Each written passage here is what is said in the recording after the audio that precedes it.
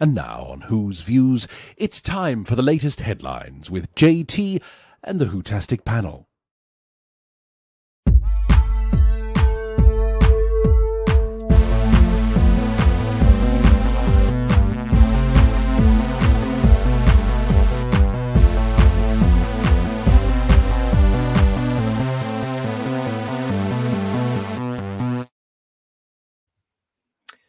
Hello, everybody. We are back here at Who's Views for another headlines. It is Sunday, the 4th of August, 2024. How are you? Thank you for joining us. It is lovely to see you. Another big show for you tonight. Another really big show. Looking forward to seeing all your views and opinions on what we have got to talk about tonight in what has been a shocking, harrowing, upsetting, distressing, incredible week for the United Kingdom. And yes, some of that is going to be coming into our topics this evening. It's inevitable. It's absolutely inevitable. Isn't it strange that we're at a place now where Doctor Who, because of what's happening with the whole culture around it, is actually related to all this stuff? I didn't ever believe I would ever be saying anything like that at all, but we are going to be talking about all this because have you heard? Yes, RTD at the Sdcc has... Well, actually, I'm going to accuse him of saying he's been fear-mongering. More of that coming up into the show. He's also been talking on panel, of course, with Alex Kurtzman, the director of Star Trek, if that's the right term. We're going to be looking at that. And we're also going to be looking at, yes, as I said there, we're going to be talking about Fear Her. Sure, if you are, you might be very aware of what's happening with that, but here we go. We're going to be talking about this in a second. I'm going to bring the guys on now because I'm joined as ever by Paul and third Dr. Ian. Hello, you two. What a week this has been. It certainly has. Hello, everyone. Hiya. Hello. Yes, wow. It has been a one, hasn't it? It has been incredible, really. It really has. And, well, politically, we're on dangerous territory here as well, actually. But we will be coming up to talk more about this chap at Sdcc. As I say, that's all coming up for you very, very soon. So stay with us. It's nice to see you all. Nice. Isn't it just? Let's have a look. I want to say a huge thank you to everybody that's joining us in the chat tonight. I want to say thank you to Kirsty and Garbage who are in there as well to say, make sure everybody is happy there. Thanks to, thanks. This has been a really bizarre week in the UK. I think we're all a little bit sort of out there at the moment. We just, I don't know about you guys, but I don't recognize this country anymore. This is not the United Kingdom I was born into. No, it's extremely scary, I have to say. It really is. And it's just sad, isn't it? Yeah. It is. Although I have to say, I think in a lot of respects, the writing has been on the wall for quite some time. Oh, totally. I'd agree with you. Yeah. I'd absolutely agree with you. And I think it's as though there's some sort of, I mean, here in the UK for several years now, we've been told what we can say, what we can't say, that we must live against ideology, that we must live up to fantasy. You know, that we're all right wing, we are this or we are that, we are phobes, ots, is, and now it's come more to the general public's attention, and I generally think that this is the result of that, and I'm sorry to say, I personally think it's going to get worse before it gets better. I agree. I think it'll get a lot worse, and a certain, I'll just put it out there now, personal opinion, not reflective of the views of the channel, just personal. There's a certain prime minister that I don't think will see the term out. Of course not. I don't, after this weekend, I don't think so either. And after his latest speech this afternoon, he's proven to be extremely unpopular, isn't he? Really, I'm with you. They thought it was bad when the Tories were swapping prime ministers every other week. I think we're going to be getting the same thing coming up. You know, well, I wonder what piece of vegetation will outlive him. We'll see what happens. Exactly. Let's just say very quickly hello to everybody that's in the chat. Look at this. Everybody's here. Graham is with us here. Martin is with us saying Doctor Who is safe. Shooty and Millie on the front cover of the latest BBC report and accounts. Yeah, we've all know about that one as well. Hello to Matt. How are you, Lar? You're okay. Peter Venkman, fansite's with us as well. And Paul is with us too, saying removing Fear Her is no great loss. We're going to be coming to that in a second, but I would just like to say... I say junket. You would. I want to say a huge thank you to everybody for joining us, and a huge thank you to everybody that's been messaging and emailing again this week, especially to Simon Leavesley, Colin Smith, Michael S., Matthew Burrows, The Forbidden Man, RJ Andy 2, Gary Bryant, Charlie Does, JXF144, Sophie Pangloss, Joshua, Lisa, the third Doctor's wife, I can see, is in there. As she's in the chat as well. Sean Cryer, Dalek Eye, Stephen Griffiths, Legion of James, Michael Webster, and Gilliam SL. Thank you all so much for your emails and your messages this week. Really appreciate it, as ever. And yes, if you want to get in touch with us at any point in time, you can do. The email address is whosviews1@gmail.com. I'm going to say it again. It might give, you might not get an immediate reply from me, but I will get back to you. I really do. It just takes a little bit of time, but I will do. But you can email us there. So thank you very much for that.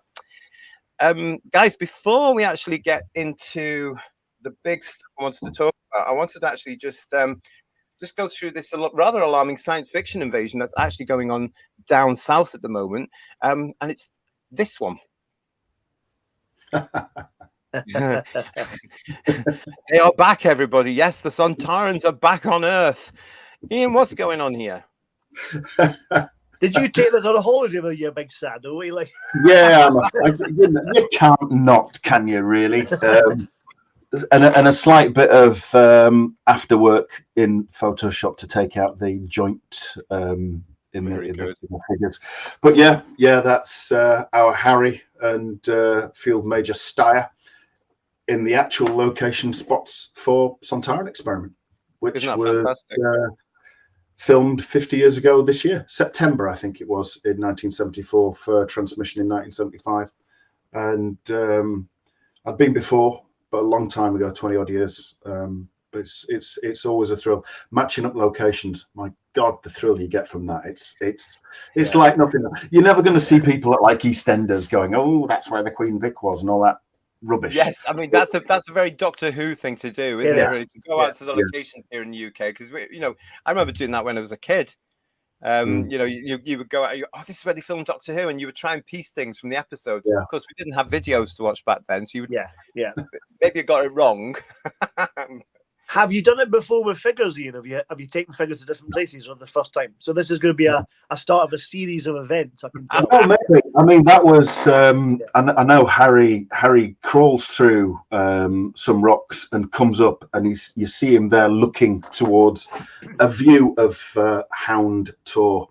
Not probably that quite angle, but that's what that was trying to recreate. Was that one? It's very good. It's really good. Only thing I'd say, he's not got a stick with him. That's the only thing. I'm a bit nicotine. No stick. Okay. And I know the TARDIS wasn't in this story, and I know Sarah's outfit wasn't that one, but they haven't done a Sarah in a yellow Flasher Mac Southwester or whatever yet. Come on, CO, we want that one. Come on, CO, get it out there, please. We need I like that one. That's lovely. I wish the TARDIS was in this episode. It looks like nice. And just slightly out of focus gives it that distance and everything. So but it's a great place to go to. It's not far from the road and the car park and everything. 5-10 minutes and you're there. And I would anybody that's in Devon and gets a chance to go on to Dartmoor, I would say look up Hound Tor. There are two, naturally, because you've got a limited amount of space. You've got these different stony, croppy, rocky outcrop tors dotted all over the place. Of course, call two of them the same damn thing. I didn't realize there was two. After going to the wrong one, I did realize there were two. Oh, really? And I've been to the right one before, so there's no excuses. As we're getting closer, I was thinking this really isn't it, and it wasn't. It was crap. But a couple of days later, went to the right one, which is much better. Did you take your good lady all the way along there to the first one? Yeah, she was very tolerant. Very I'm tolerant. impressed. I'm impressed. I can't complain. Carrying all the bags whilst I was, getting them ready, and just as you're about to take the shot, they go, and you've got to do it all over again. But the thing partners of Doctor Who fans have to put up with when you're sitting in the middle of nowhere with plastic action figures. Well, I can't go wrong because she did buy me my Dalek when I was 40. So there you go. Yeah. She just encourages all that. It's fine. It's her own fault. It's brilliant, isn't it?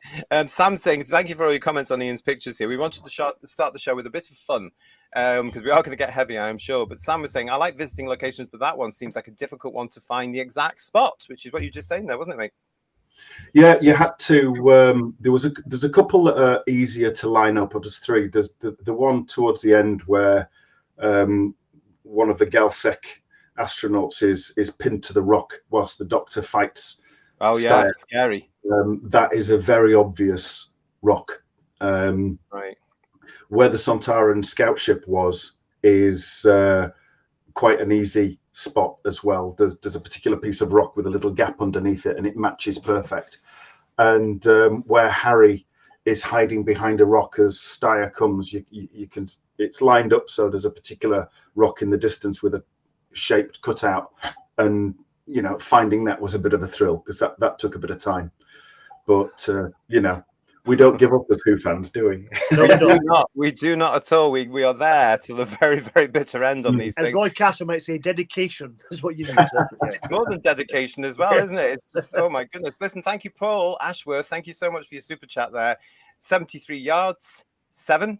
Fear Her, 0. Yeah, we're going to be coming to Fear Her in just a couple of seconds' time, everybody. So thank you so much for joining us for this show. And thank you for that, Paul. Really appreciate that. But yeah, you've had some really nice comments here as well from all the gang here.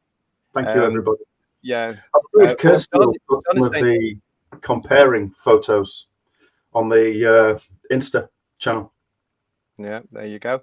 And John is saying, did a great trip to locations with my son a few years ago. That's lovely.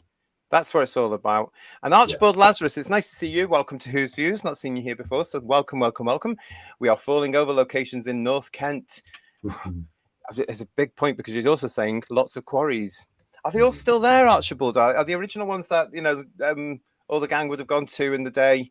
Are they all still there? Because somebody they're not housing estates now. Yeah. Yes, somebody was telling me that a couple of them are now housing estates where there used to be quarries because there was nothing to mine for anymore. So let us know on that one. Thank you very much. So that's great there. So yeah, that went down well, I think. Thank you for that, Martin. Thank you for that. Stay tuned. We're going to be talking about that very, very soon in the show as well. But we will crack on now, everybody, as well. Let's get on to the stories tonight. JT, before you do it, can I just ask something? There's a photograph Ian put up, and I was disappointed it wasn't on tonight, was he had his dog on his chest, and I commented it was like a gravity dog. It was great. You know that bit where they've got the gravity bar? Ian's got a great picture with his dog on his chest, and it was like a gravity dog. It was superb. I love that. It was very nice. Okay. I don't think I saw that one. It's very nice. I like that one, yeah. As a dog lover, it's superb. It's really good. So, yeah. Well, yeah, exactly. Yeah. So, yeah, but thank you for that, Ian, and thank you for thinking about it as well. You were on holiday on a break there, and thank you for taking your action figures all that way. Absolute insanity. Apparently, Archibald Lazarus is also telling us that the Mutants Wilderness is now a shopping centre. That's possibly what I could have heard, Archibald. Wow. Lazarus, so thank you for that. How could they have turned it into a shopping centre? Did they not understand the importance to science fiction fans of those quarries? Absolutely outrageous. But here we go. We're going to get more so now, because now this is where we're going to get some real serious stories in, everybody. So be prepared for this one, because, yeah, as I say, it's been a shocking and harrowing week here in the United Kingdom this week. It really is unbelievable what's happening in our country right now. And yeah, like Ian was saying there, I do believe that this has been a long time coming, unfortunately. But here we go. It's just also shocking, isn't it, gentlemen, to understand that Doctor Who is involved in certain elements of all this too. I just can't get over it. It's a science fiction, entertainment, drama package for all the family. It's as though people commentating, including ourselves over the last few years, have proved that the dangers we've been highlighting, or the concerns we've been highlighting over the last few years, have now started to come out of the woodwork. It's very odd, isn't it, everybody?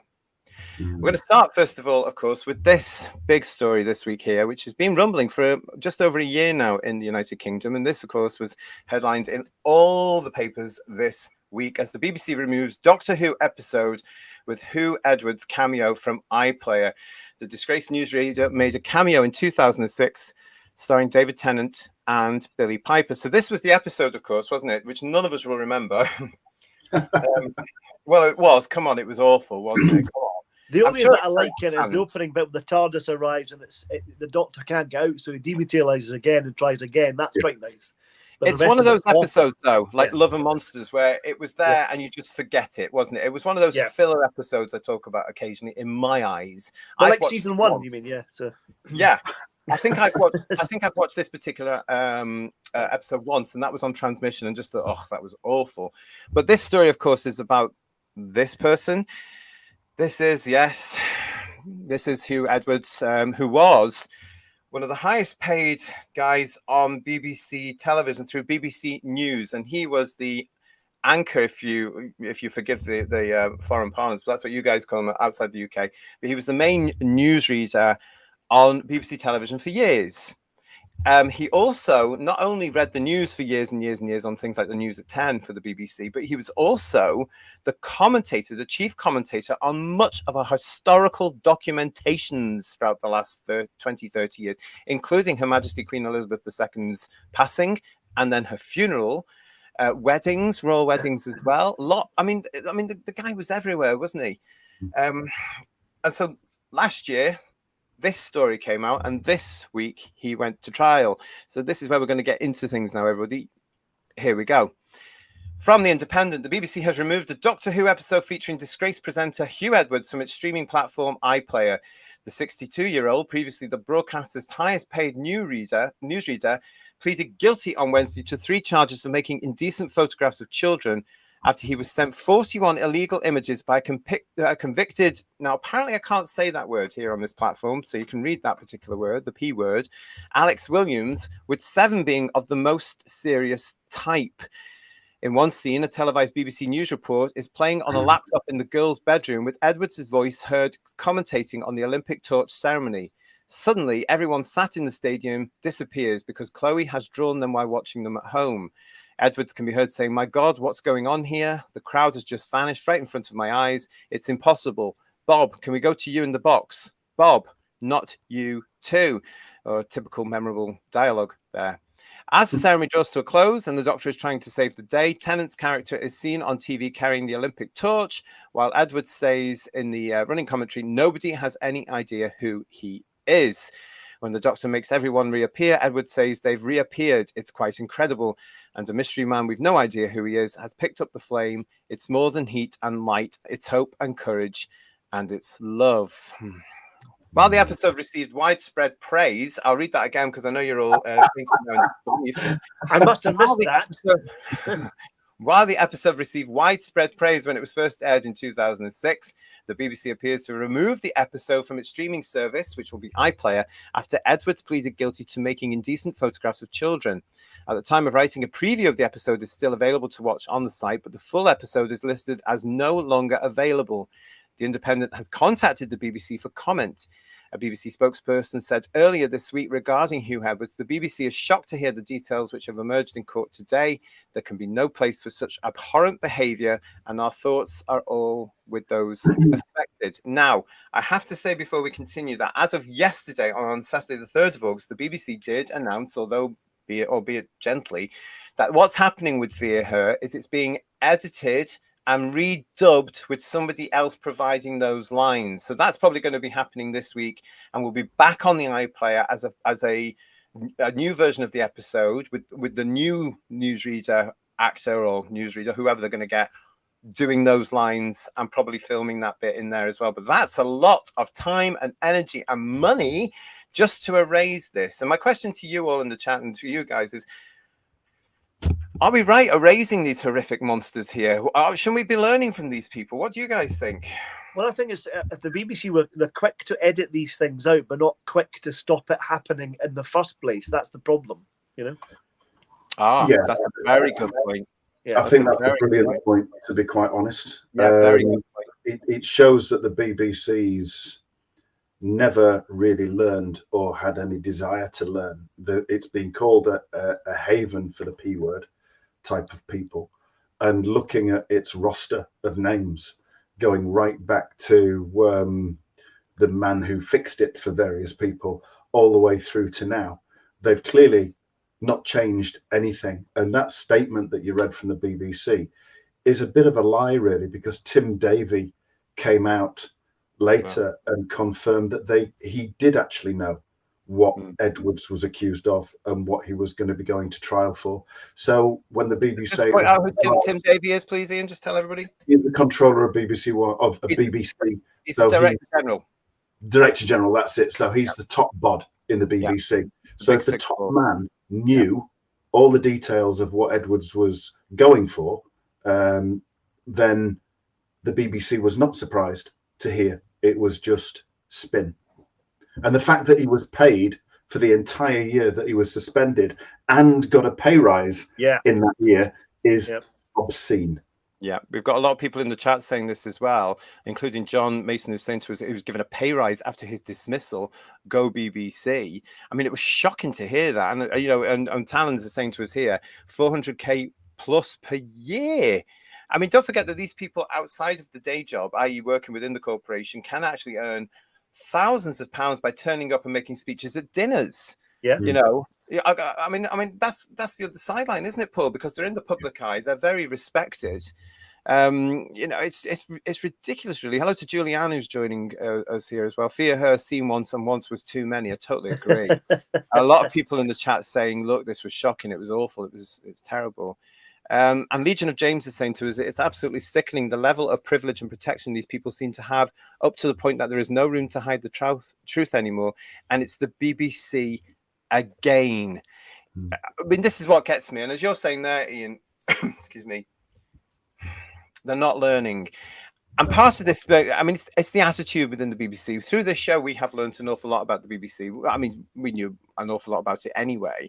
But there was a hell of a, you know, the fact that it's more or less been confirmed now by people that have worked within the BBC, or a person that's worked within the BBC, that they look down at us, which we all knew anyway as the British public. You know, we were the great unwashed for them to preach their nonsense to, and all the ideological stuff. And you can see that since the introduction of DEI in around about 2013 to 14, and all this stuff saying, they're all wrong. We're going to push this now. We're going to tell them how to think. We're going to tell them what they should be voting for. They have to agree with us. If they don't agree with us, they're Islamophobes or ots.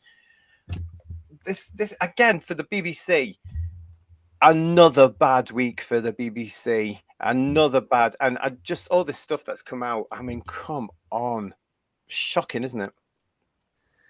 Like I said, I think the fact they want to edit things out, and as you were alluding to, JT, that should you do that, I'm not sure, because are they doing it to save face themselves? Is that why they're doing it? Well, they haven't confirmed why they're doing it. Trying to sweep under the carpet as quick as they can, you know? Yeah, I mean, I don't know why they're doing it. I mean, they did it with Savile, didn't they? I can't even say his name. These people make me sick. But, you know, it's a case of like they did it with him from our DVDs, and they'll never show the shows again.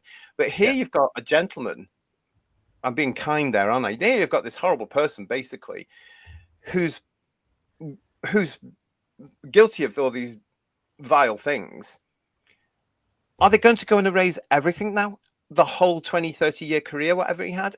You know, how are they possibly going to? Or does that mean that we won't get to see Her Majesty's Jubilee again? You know, will that does that mean there's no commercial release, or will they just take the commentary off? Yeah. What will? I mean, I can understand to an extent why they're doing it, but I think it's very dodgy, personally. Yeah. I think it's quite embarrassing. But the thing is, when these things happen, so when the Queen passed away, God bless her, and we had the news of that, and then we had, you know, the following week the funeral and everything else, and those events are part of the nation's history, and they'll never change, obviously. But the coverage of them is all part of the national record. It's part of the record. It's like words that are said in court. They're on record. And what the BBC, the record is supposed to be incontrovertible. You know, it's like historical context and a historical text. And what they're doing is they're going back and they're amending the record. Yeah. And the only reason they're doing that is to save their own embarrassment. And I think, you know what? They should leave it as is. They should leave it as is and stop trying to bury things, because burying things is a sign of guilt. You want to hide it. You never want it to be spoken about again. And what they should be doing, if they're genuine about their remorse, is they should be putting proper things in place that ensure it never happens again, that nobody is afforded any special protections, whether they're the most highly paid star in inverted commas that they've got, or if they're somebody that cleans the toilets at Television Centre. They should all have the same level of accountability. Yeah. Because a crime is a crime, no matter who has committed it. But I don't think they're doing that. I think the effort is more in the case of, let's see what is in that we can edit and get him out and minimize the damage to us and our brand. Well, their brand is damaged anyway, I think, incontrovertibly, and I think the licenses we've discussed before should go, and they should live and die based on their ability to perform in the market, frankly. Just to point out that in the last year, it has now actually been confirmed, everybody, that a further 400,000 license fee payers here in the UK have cancelled their BBC television licenses. I don't think they'll all be playing by the rules. I think some of them will still be watching, but it's a big message to the BBC, which they are still ignoring. Richard Hussey is saying to us, no, it's all done, leave it alone. And Mrs. Lisa Pertwee's gal is saying he was found at the last minute. The media is run by evil. He just got caught and the BBC had no choice. Andy Gledhill Models is saying to us as well, no, it should not be erased. Why couldn't they just add a disclaimer like with other potential offensive episodes? That's a good point. Yeah. It's a good point. They could, couldn't they? But they are feeling this as I agree with that. What Ian's saying there, Andy, they are feeling guilt. I think they're feeling guilt. And before people start moaning about, oh, you can't do this, you can't do this, they're trying to, as John is saying to us here, rewrite history, which the BBC has no issues with. But that's exactly what it is, isn't it? They are rewriting things. Yeah. I don't think it's right at all, personally, as well. Yes, none of us like the guy, and he's there, but he was there at the time. He's done all these sort of things. Yeah, I think it's very stony ground here, because what else could they do? Or we can't have everything lily white, can we? Yeah. No. We learn by mistakes. That's how you learn. Simple as it. Absolutely. But I still think they're playing it down a little bit as well, bad as it is, because they say he was sent these images. Now, you can't stop somebody sending you these images.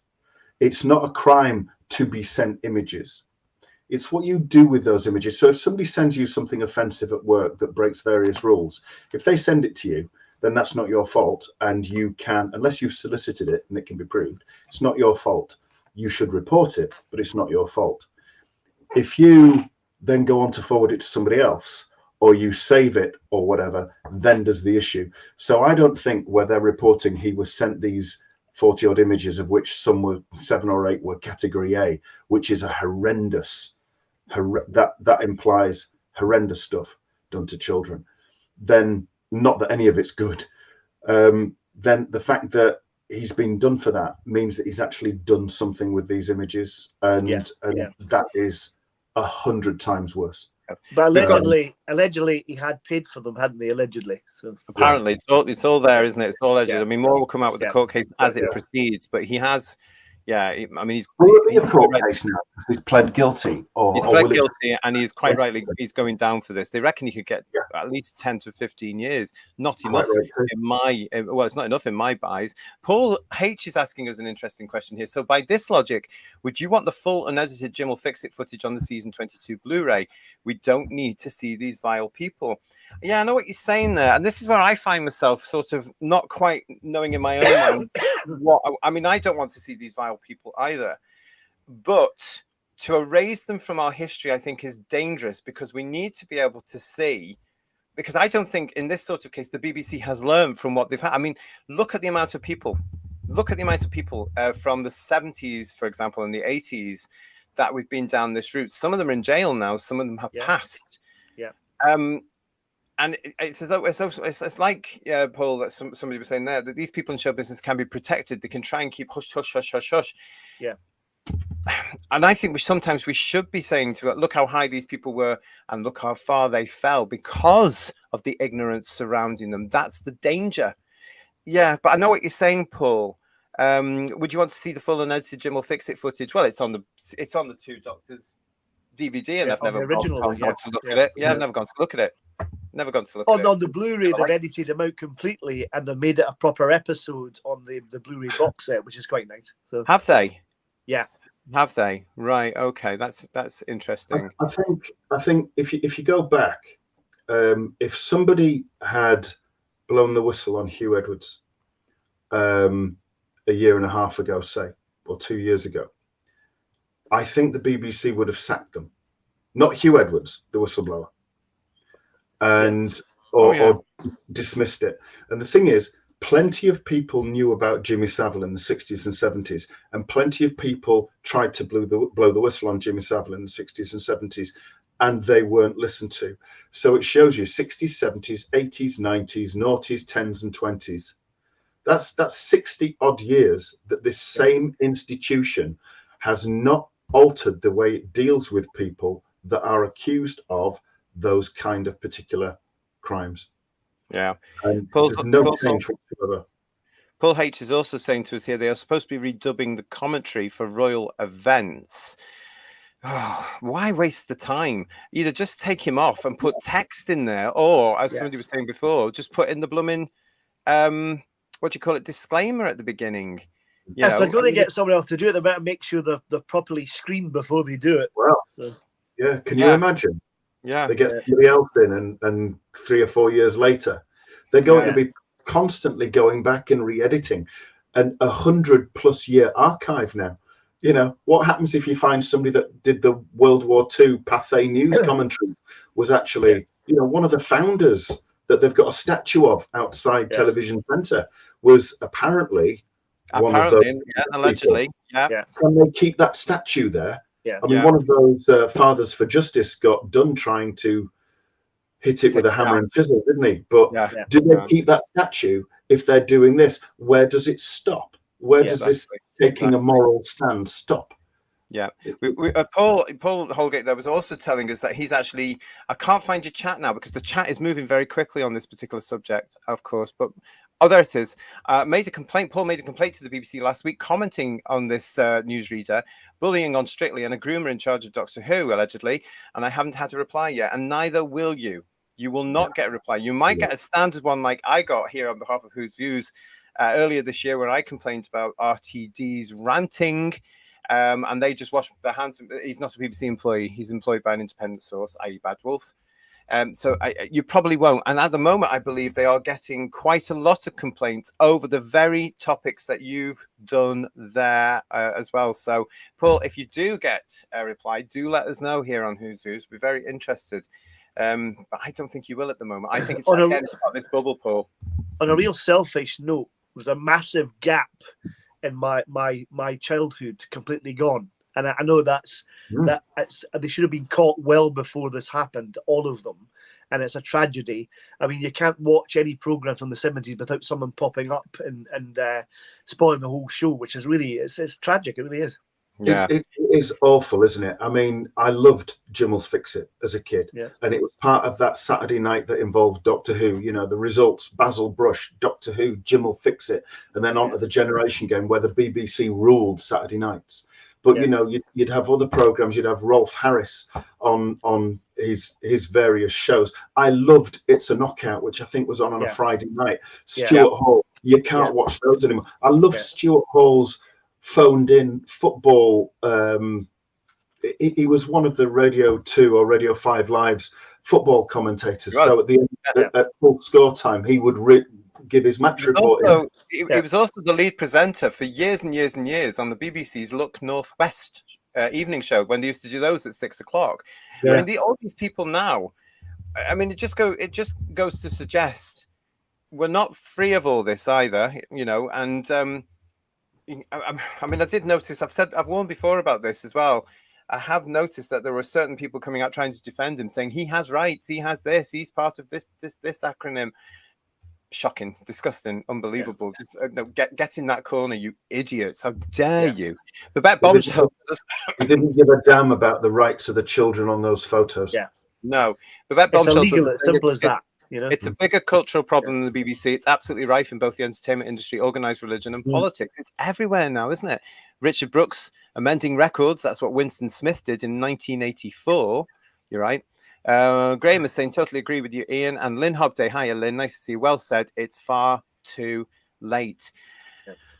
But, gosh, this is where we are. I just want to point out as well, they are not taking off the Fear Her episode for good. I want to make it very clear, they are redubbing it. They are taking him out. They are putting somebody else in. They're redubbing it. They're editing it with a new person in there. So it will be back on the iPlayer in a new form. It's just not going to have him in there. Oh God, they'll try and make money reselling that, will they? Oh God. Well, I won't be buying it again. And if any of us buy it again, how ridiculous will that be? Just don't do it. Yeah. Don't. No. Just don't. I mean, they can't possibly try and cash in on this incredibly That would bad. surprise me. Yeah. Oh, I wouldn't. Yeah. I agree with you, Paul. There. Yeah. Julianne is saying to us that BBC should not be allowed to erase the fact they failed to find out about the monster hiding in plain sight in their company. Yeah, again, absolutely, and again, all the time, Yeah. the time. I mean, this is the thing with people with these awful, horrible secrets. Not that I'm an expert on this, but what comes out is they're very good at hiding their tracks. You know, and we've got people around that are just so busy on, you know, well, this is an opinion, allegedly. In my eyes, there's other things that don't matter, like the police knocking at somebody's door because they've misgendered somebody. How can you misgender somebody when you've only got 2 genders? It's unbelievable when you've got this going on. Surely with the technology around today, these sorts of things will be able to be traced a bit more. Unbelievable. Martin Brown is saying to us here, boycott the license fee. Well, defund the BBC, which is actually now an organisation here in the UK, is swelling with numbers. They're getting more and more people joining their ranks every week. It's incredible. It really is, you know, and the BBC has to now surely at some point in this next week understand the British public does not like them anymore. We are out. We've gone. We don't want to pay for your services. 400,000 in the last last year alone to add to the over 2 million that we knew about. No wonder they're trying to penalise the over 60s who should be getting it for free, as is traditional, because nobody else is paying for it. You know, what a mess the BBC is, and it's full of hypocrites, every single one of them. But from my point of view as well, this is the danger of making Doctor Who a soap opera. If they're going to continue using people that are in the public eye, like him, like has been happening, especially under RTD, you know, how many Doctor Who episodes, alleged, possibly, theoretically, could be in danger in the next 10 years if something else comes out and it's revealed about somebody? Because these allegations are increasing in our society today. Well, I'm surprised with other cancellations that's almost happened with other actors within the series, and New Who particularly. I won't mention any names, but I'm surprised they've not been cut out as well. And I'm sure you know what I'm talking about.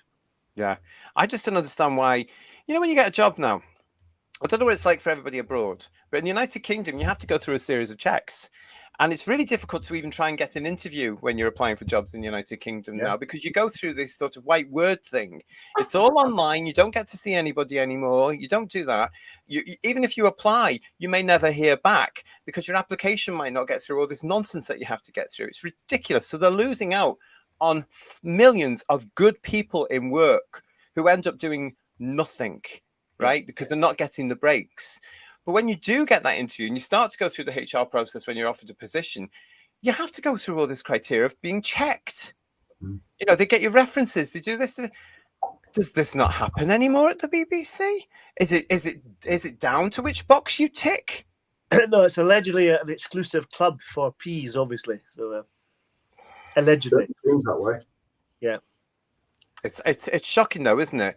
Legion of James, they put warnings in front of the likes of "Are you being served?" so they can and should just put a statement before acknowledging crimes. As if anybody apart from a Doctor Who fan is going to go back and watch Fear Her. And it's not going to be a sensible Doctor Who fan, is it? Well, that's it, DT. Not even Doctor Who fans are going to watch it. That's the thing. Well, that's it, because unlike that article suggested there, it's one of the worst episodes in the reboot. And how many of us went back and watched it over and over? Hardly any. Michael Hallett. Hello, Michael. Nice to see you. If the BBC felt bad, why didn't they sack him? Instead, they let him resign on mental health grounds. They had a choice.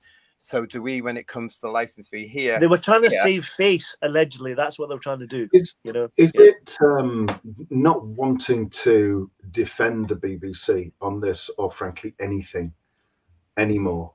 Could they argue that one of the angles they're coming from is if they keep him in, they would have to pay him royalties retrospectively whenever they were played? So by taking him out, they're not further paying somebody that's been proven to be an absolute vile criminal. That's the only kind of potential justification I could think of for that.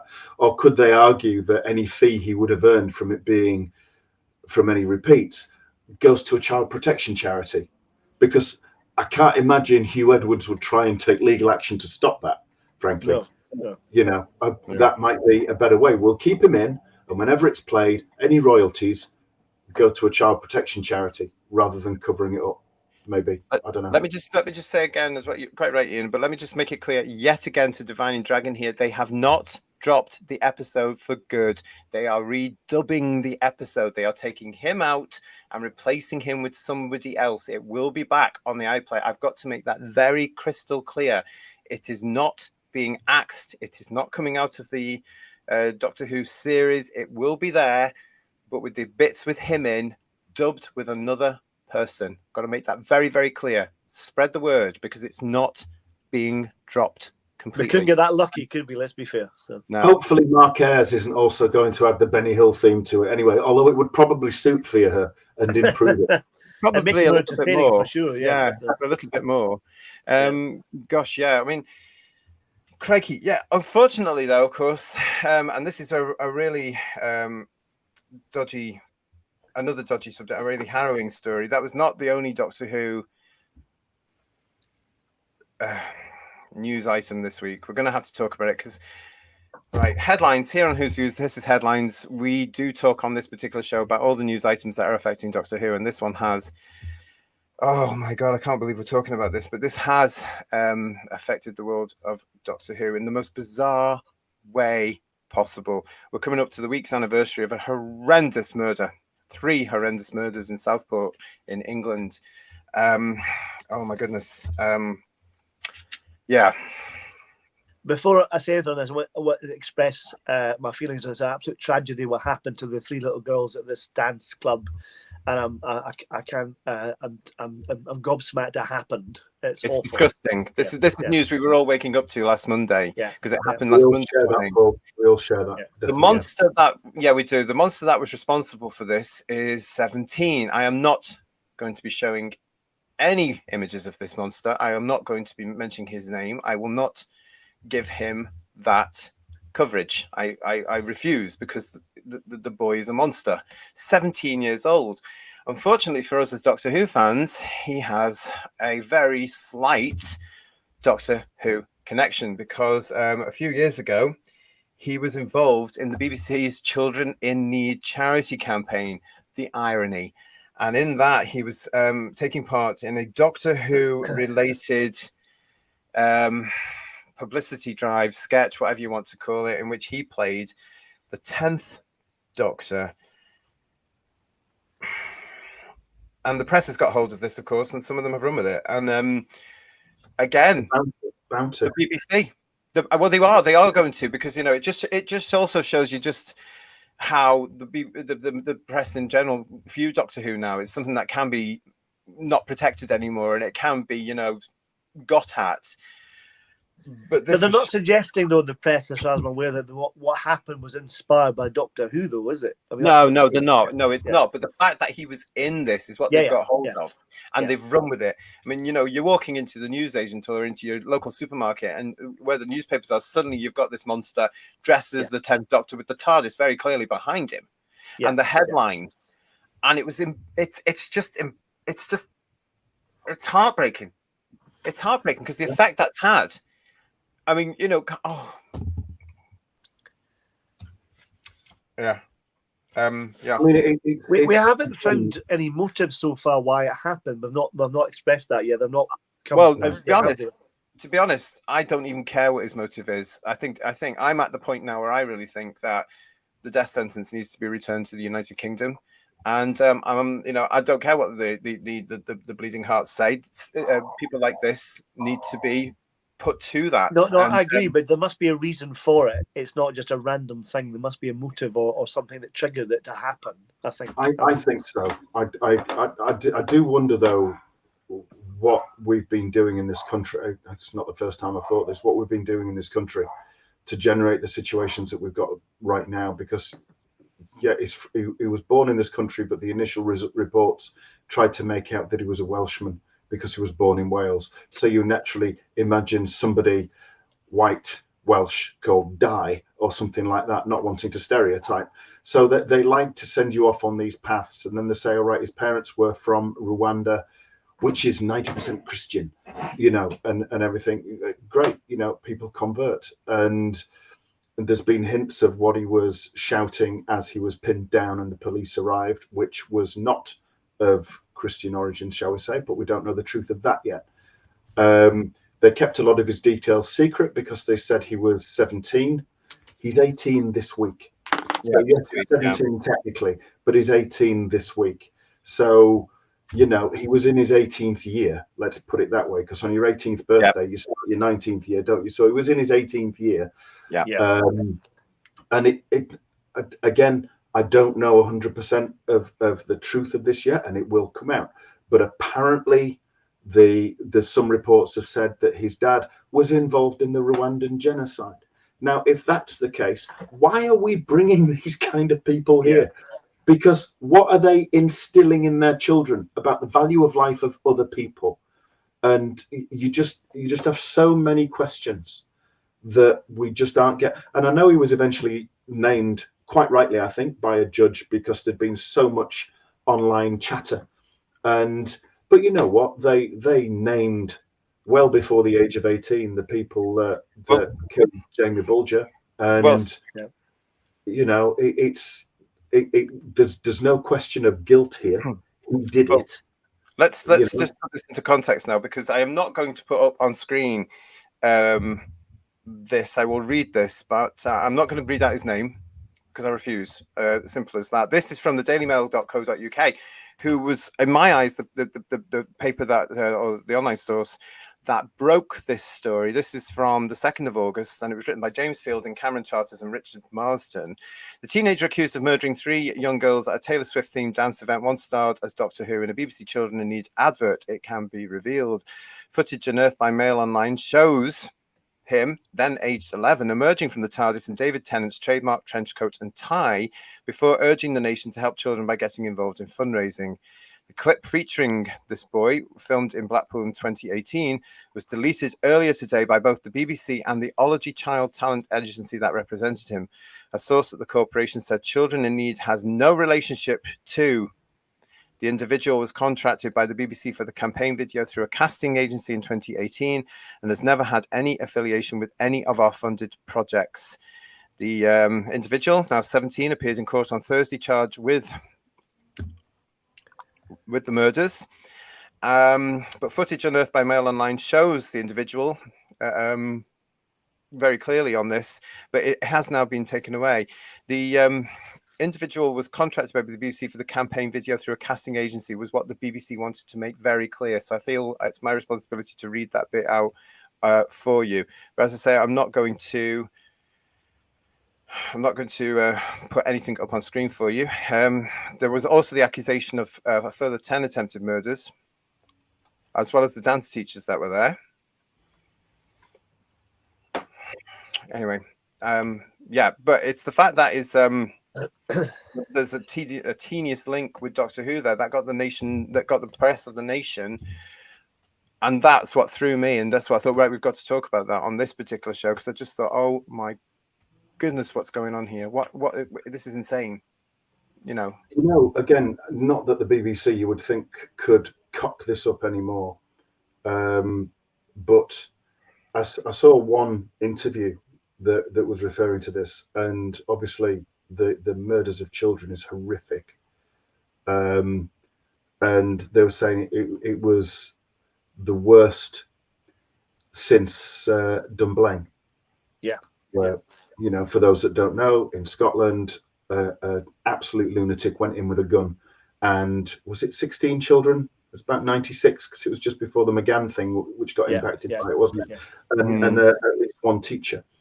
And the interviewer referred to Dunblane as a stabbing as well, a mass stabbing. And it was just like, do you fact check anything? It's so wrong. It's offensive and it makes you angry. And it's just like, come on, BBC, if you can't get it right, you know, you've got Mariana Spring, who allegedly, but seemingly provably, but allegedly fiddled her things, who's doing fact checking for the BBC, even though she didn't fact check her own CV. And so they have fact checkers there that they have, and they put this rubbish out. Even after this, when you think, all right, it's been a bad week, let's just try and get it right, shall we? Yeah. Yeah, I mean, they're not learning again, are they? I mean, again, Paul Holgate is saying to us here, you could look at this as 6 degrees of separation. Everyone in the world is connected within 6 people. Totally true. That's what. Yeah. It's the fact, Paul H, that what got me was that the media grasped on this. They grasped, oh, look, he's a Doctor Who fan.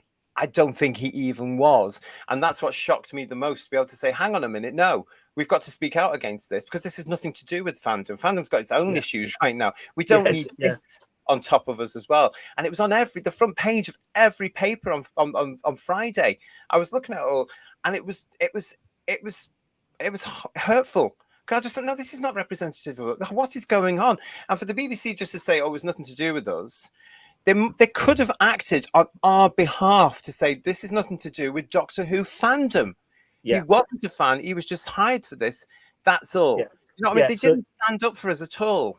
It was a child actor who was hired from an acting agency to do this video. That's how it worked. He wasn't a Doctor Who fan at all. Yeah, they could have stood up for us. But instead, they didn't. They went with the usual, oh, it's nothing to do with us. We are turning a blind eye. This is serious stuff. I mean, we know you don't like the British public, the BBC. We know you don't like Doctor Who fans, unless it's the small minorities that agree with your dictates. But you should have made a stand for us when it came to the press, because on Friday, I mustn't have been the only person that saw pictures of this lad all the way along those shelves that they have with these papers, and just thinking, oh, you know, it hurts. You just think, hang on, this is a terrible thing to do. What's Raymond saying to us here? As always, it's the cover up that becomes the scandal. He was not from Cardiff. He has lived in Southport for 11 years. Locals know him and the truth about him. MSM used the Home Office playbook. Thanks, Raymond. And Richard Brooks is saying, I'm a xenophile that insists on controlled borders. Immigrants should speak English and accept British values. That is not controversial, but I should imagine that would get me the label of racist. It will also now, of course, thanks to our brand new Prime Minister, also get you the term far right. Have you seen his speeches on Friday and today? So you are totally, well, you should be entitled to that opinion. However, you're not, are you? And they're coming for anybody that would say that now under this new government. I warn people about this, what the Labour Party would do.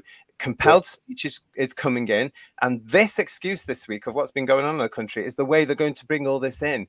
This is going to be a very rough 5 years, and democracy hanging by a thread right now in the country is going to go down the toilet for good. But part of this reaction to this, though, again, like the article with this boy who did the murdering, was misinformation. There's misinformation there. There was misinformation about him and who he was, and that's what's caused all these riots, particularly. So, yeah, people are left to fill in the blanks, aren't they? Yeah, and it's only a controlled amount. I mean, I saw some videos online yesterday that seemed legitimate, but let's just put the tag allegedly there anyway, just to cover up. Yeah, just to make sure. But, there was one particular, I can't remember the town. There was a gang of about 300 followers of a certain religion that were rioting this time, and they were armed with knives and hammers, and quite a few people have been assaulted and injured. I haven't seen this in the press. I haven't seen this reported by any of the mainstream. And one of the videos, the police were telling them to take the weapons and keep them back in the mosque, and that they were there to protect them. And, you know, that obviously needs quite a bit of checking, because we know video can be manipulated, but it seemed fairly raw. And if that's the case, then again, you know, one of the big arguments is two-tier policing. And it's certainly, you'd be hard pushed to say that those that say there's two-tier policing are wrong at the minute. You know, you see certain people rioting or whatever, or causing trouble or gathering and potentially causing a disturbance, and the police are there tooled up and wading in. And then you see others stood outside a police station, say in Manchester, saying, release us or you're going to effing get it, and throwing eggs and everything else. And there's no police at all. Or you look in Leeds, where a certain group from, I think, Romania are rioting about children taken into care, and the police are seen running away. Yeah. You know, it's Yes. different. Yes. They're not short of riot gear. They No. they can deploy and control, but they choose not to in certain areas, Yeah. and they choose to in others, and that's not going to end well at all. To have No, Doctor it's not- Who associated with all of this, though, is just shocking. Who'd have Oh, thought? yeah. I would have thought even 6 years ago we'd be sitting here talking about these incredible and you know, shocking and saddening events that are going around in our country, and talking about Doctor Who in it, because you know the media or whomever have found links into our beloved show. I mean, it's not looking. I mean, Doctor Who's in a mess as it is now. These things don't help it, and I just hope the British public are ignoring all this, you know, and not making that connection. It's not helped by the fact that the media are pushing it and pushing it and pushing it, because Doctor Who's been mentioned with the Huw Edwards scandal. It's been mentioned with this awful murderous event as well. And you know, I don't know, but Raymond Williams is saying to us, sorry, I'm getting a bit upset. Home Office playbook is it's mental health, not terrorism. Name the victims, get the parents to call for clam, interview a hero. Meanwhile, a vacuum is left to fill about the motives of the attacker. I've been saying for quite a long time, Raymond, and others watching, we seem to be celebrating mental ill health right now. Yeah. You know, when I was a kid, you would be put into an asylum and helped with professional psychiatric help. Because we don't have them anymore, people are allowed to wander the streets. And I have never, ever witnessed in the United Kingdom before young men, mainly, running around the streets with machetes. It's all over the country, not just in London or the cities, all over the country. These kids are getting these, and the police don't seem to be doing much about them. And I know this week I've been looking at our Prime Minister, I've been looking at police, I've been looking at other members of the civil service, I've been looking at various people that have been coming out and talking, thinking, oh yeah, you know, who's been on the you know, the brainwashing training, who's been on the unconscious bias training, because you can see them all now, including our new PM. You know, they've all been on that. Legion of James is saying, act on our behalf, but we're all apparently far right. We've got here as well, Divining Dragon saying to us, JT, they're not going to stand for Doctor Who fans because we are pawns in their playbook. And Paul is saying to us, Paul H is saying to us, the media always tries and targets the fans. We've seen it with films, particularly horror films. We've seen it with comic books. They like to they like to put labels on fans and suggest we are nutters. Well, can I say something? I don't agree with the Prime Minister's generalisation of far right. I think that's just lazy thing to say. Oh, totally, yeah. But what's happened around this, I agree with the fact that some elements have created some of this for their own sake rather than being anything political, because people who cover themselves up and don't show their face when they're protesting, they're violent, then they're looting people's businesses. I'm sorry, that is not protesting. That is criminal activity as far as I'm concerned. I agree completely with that. I think when you go into the realms of looting and things like that, then you're being opportunist and criminal. And there's no two ways about it. And I think, again, when I said earlier on about, I'm not surprised this has been coming, the writing's been on the wall for a while. You know, you can see it was largely in America and it started over here. There's a lot of videos which show people of certain ethnic groups going into shops and just loading up and walking out. And the staff in the shops are told just to leave it, let it go, don't, you know, and some have been sacked for intervening and everything. And that started over here. And that's seen people shoplifting with impunity. So when you get situations like this, other people will say, well, you know what, I'm going to have some of that. I fancy those trainers. Why should I pay for them? Nobody else does. And there's a riot on now, so sod it, I'm going to do it. And I don't think it's right. I don't think it's proper. And I agree with everything you said, Paul. But again, I think the writing's been on the wall for a while, because if you don't clamp down on it right at the very start and people are seeing others get away with it, then they're going to copy. Well, going back to what I said about shoplifting, and that's another issue in itself. You know, people just doing that to survive, and they're not doing anything about it. You know, I don't think it's all people that are doing it to survive. I see some of these. I mean, this weekend again, it's been part of this. You can see on X, you can see various videos where various people are going in to shops and just helping themselves and walking out with stuff. Yeah. And from my point of view, they have to really look at all this now, and they have to clamp down on this, because they seem to be focusing on the wrong areas. As Ian's talking about that, they are looking at the wrong area. They're not looking at the proper things. They've got to stop it. Doing it to survive, if you're doing it to survive, you're going to be shoplifting food. If you're shoplifting trainers, you're a criminal. Yeah. You Well, people know. are. I've seen people, on CCTV almost doing week of shoplifting. That's how bad it is for some people. So. Exactly. Thank you very much, everybody, for your comments on these very difficult stories here as well. And it's just a shame that Doctor Who has been linked to these incredible stories this week. And as a Doctor Who fan, I find it horrifying. And the media going out of its way to push this narrative and these links when it could have, they shouldn't have done. In my eyes, they shouldn't have done. Why did they bother? Oh, because it's Doctor Who and it's a headline grabber, as we've actually just proved the point here, because we're fans and we're going to talk about this. No Doctor Who fans this week wouldn't have been talking about this, whether they were meeting in the pub or the coffee shop or whatever, online, whatever. They wouldn't have been. Everybody would be talking about this. I'll be interested to see what Cardiff's reaction to this might be. There won't be one. There will not be one. I mean, we already know that they've already decided, right, they're going to redub the Fear Her episode. They're going to redo that and put it back on the iPlayer. They won't say anything about anything else because it's too much. There won't be one because they can't. Well, they can, but they won't. They must have a conversation behind closed doors, though. I'd imagine they must be. I would imagine they'll be talking over. They'll be talking over the coffee. Of course they will, but they're not going to say anything publicly. They're just going to carry on. They will just carry on. Because they won't come out and say things like, "Oh yeah, we're sorry that Russell T Davies took all this rant and alienated most of the fandom," and all that. They're not going to do that. They're not going to say anything. But the BBC, I think, should have come out on the back of this Children in Need thing and said, as well as saying he's nothing to do with the BBC, I think they should have said, and he's nothing to do with Doctor Who fandom. Yeah, that would have been nice, I think, because I'm just concerned now about the reputation of fandom again. You can't tell people he was a child actor. They wouldn't believe you. They think he's a Doctor Who fan, and that's what they'll read. So yeah, absolutely. Wow, this has been a rough week here in the UK, as we say. But thank you for all your. That's difficult, isn't it? We're talking about stuff like that. It's been shocking. This sort of stuff. But again, Doctor Who was involved with it thanks to the media. Didn't need to be. That's my whole point about this. It didn't need to be, and yet they went for it.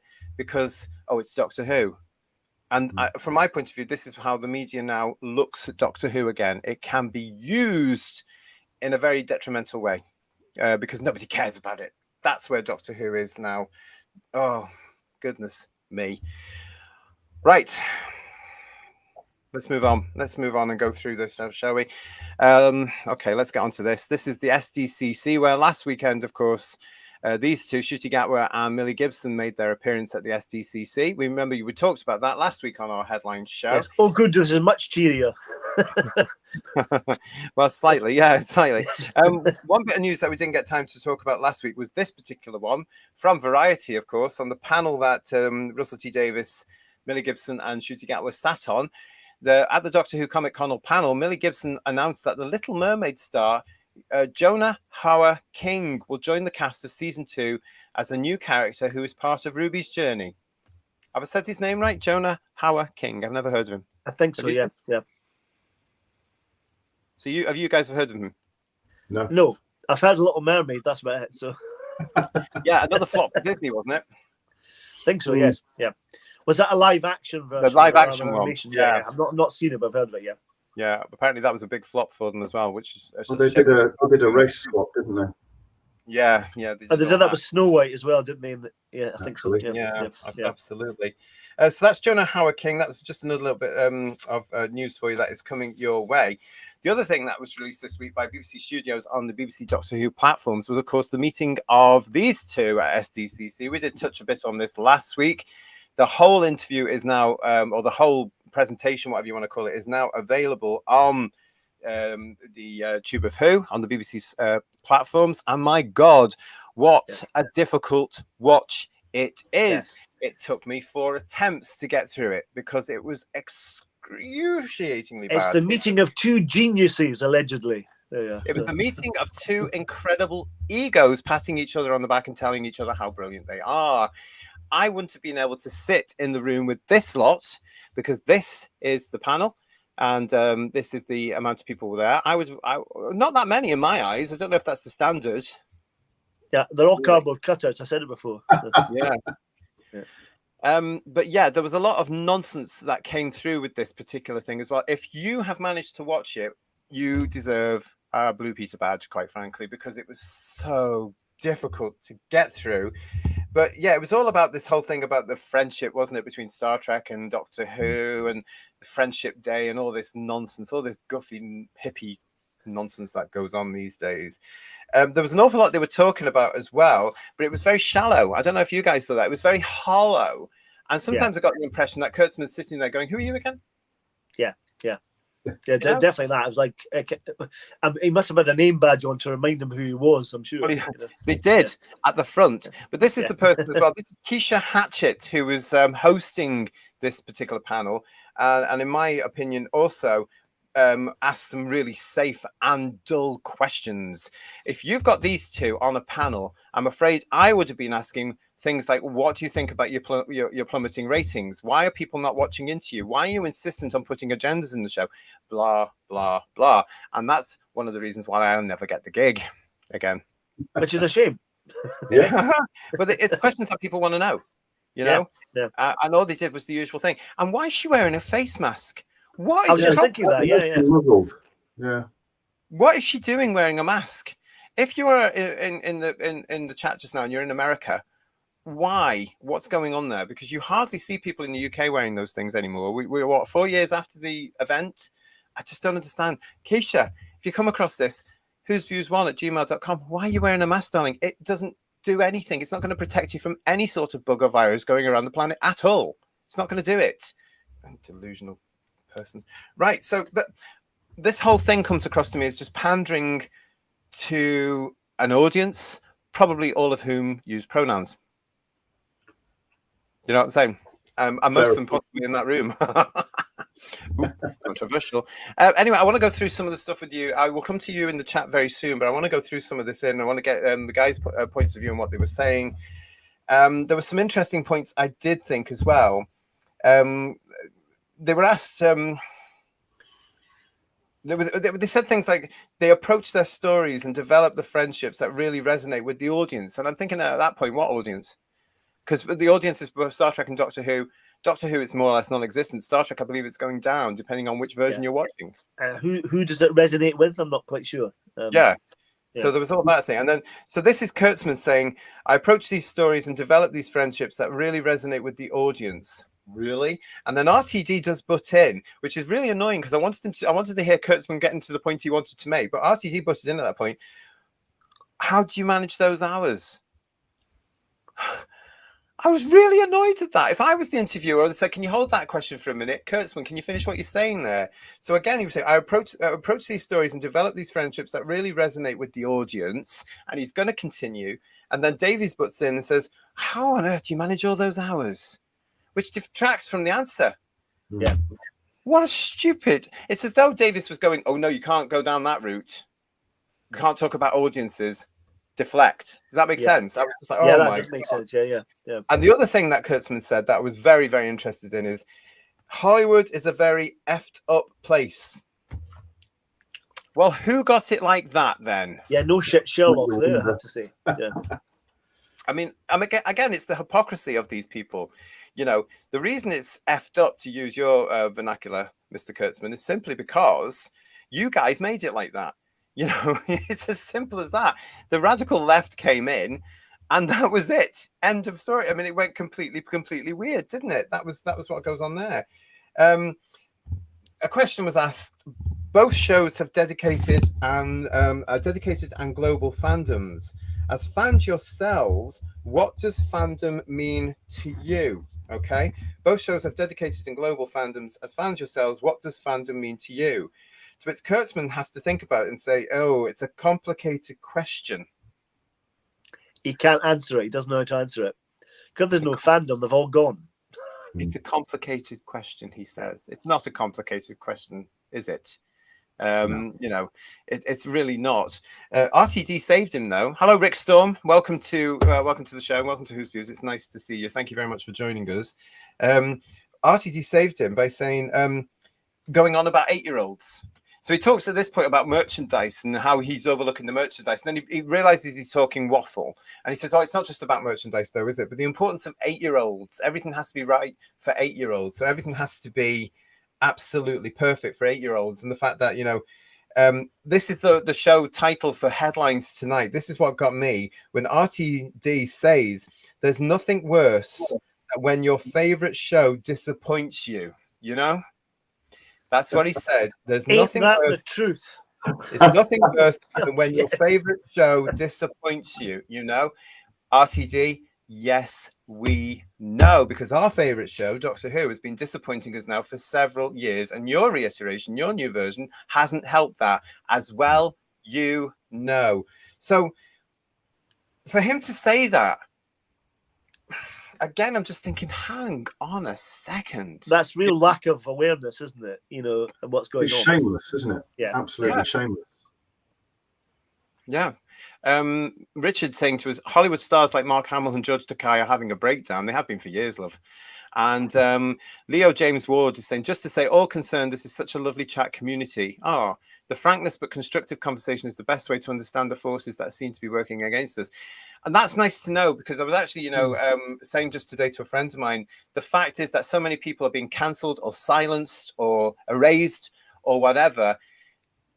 That's not conversation. That's not speaking about things. Telling people you can't talk about things is not democratic. You've got to have different points of view. We've got to keep it all adult. But cancelling people and erasing people and all this sort of, that's not the way to actually sort the world out. And I think that's why we're in the situation now, because we've had too much of the you're an ot, you're an ist, you're a phobe, you're a far right, you're nasty, cancel. I mean, I've had it again this weekend where I've lost 2 friends on social media that I've known for years.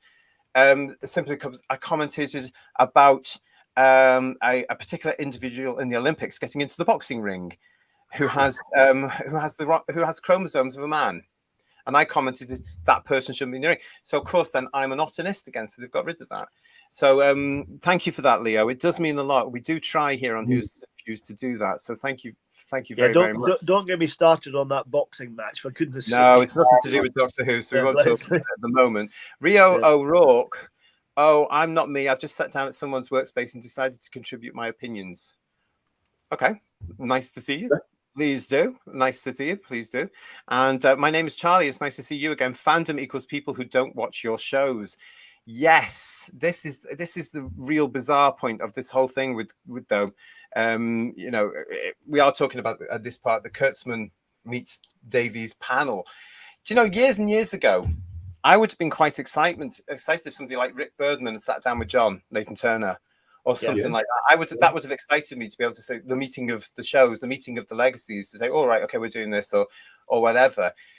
This didn't excite me at all. I'm now not invested in Star Trek at all. I don't like the new stuff that he's churned out. I'm not invested in Doctor Who either now. I don't like the stuff that Chibnall and Davies has churned out, as you all know. So this didn't mean anything. Matthew Pounder is saying to us, oh, self-awareness from RTD.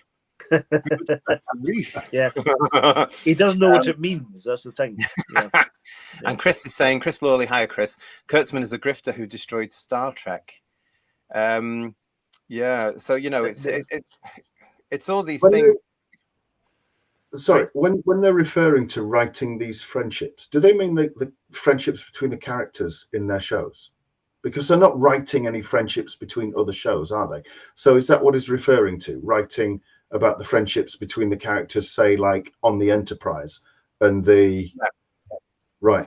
Because is that really something new? Because some of the best friendships that were built up and written and scripted and developed by skilled actors in Star Trek were the ones that you saw between Kirk and McCoy and Spock.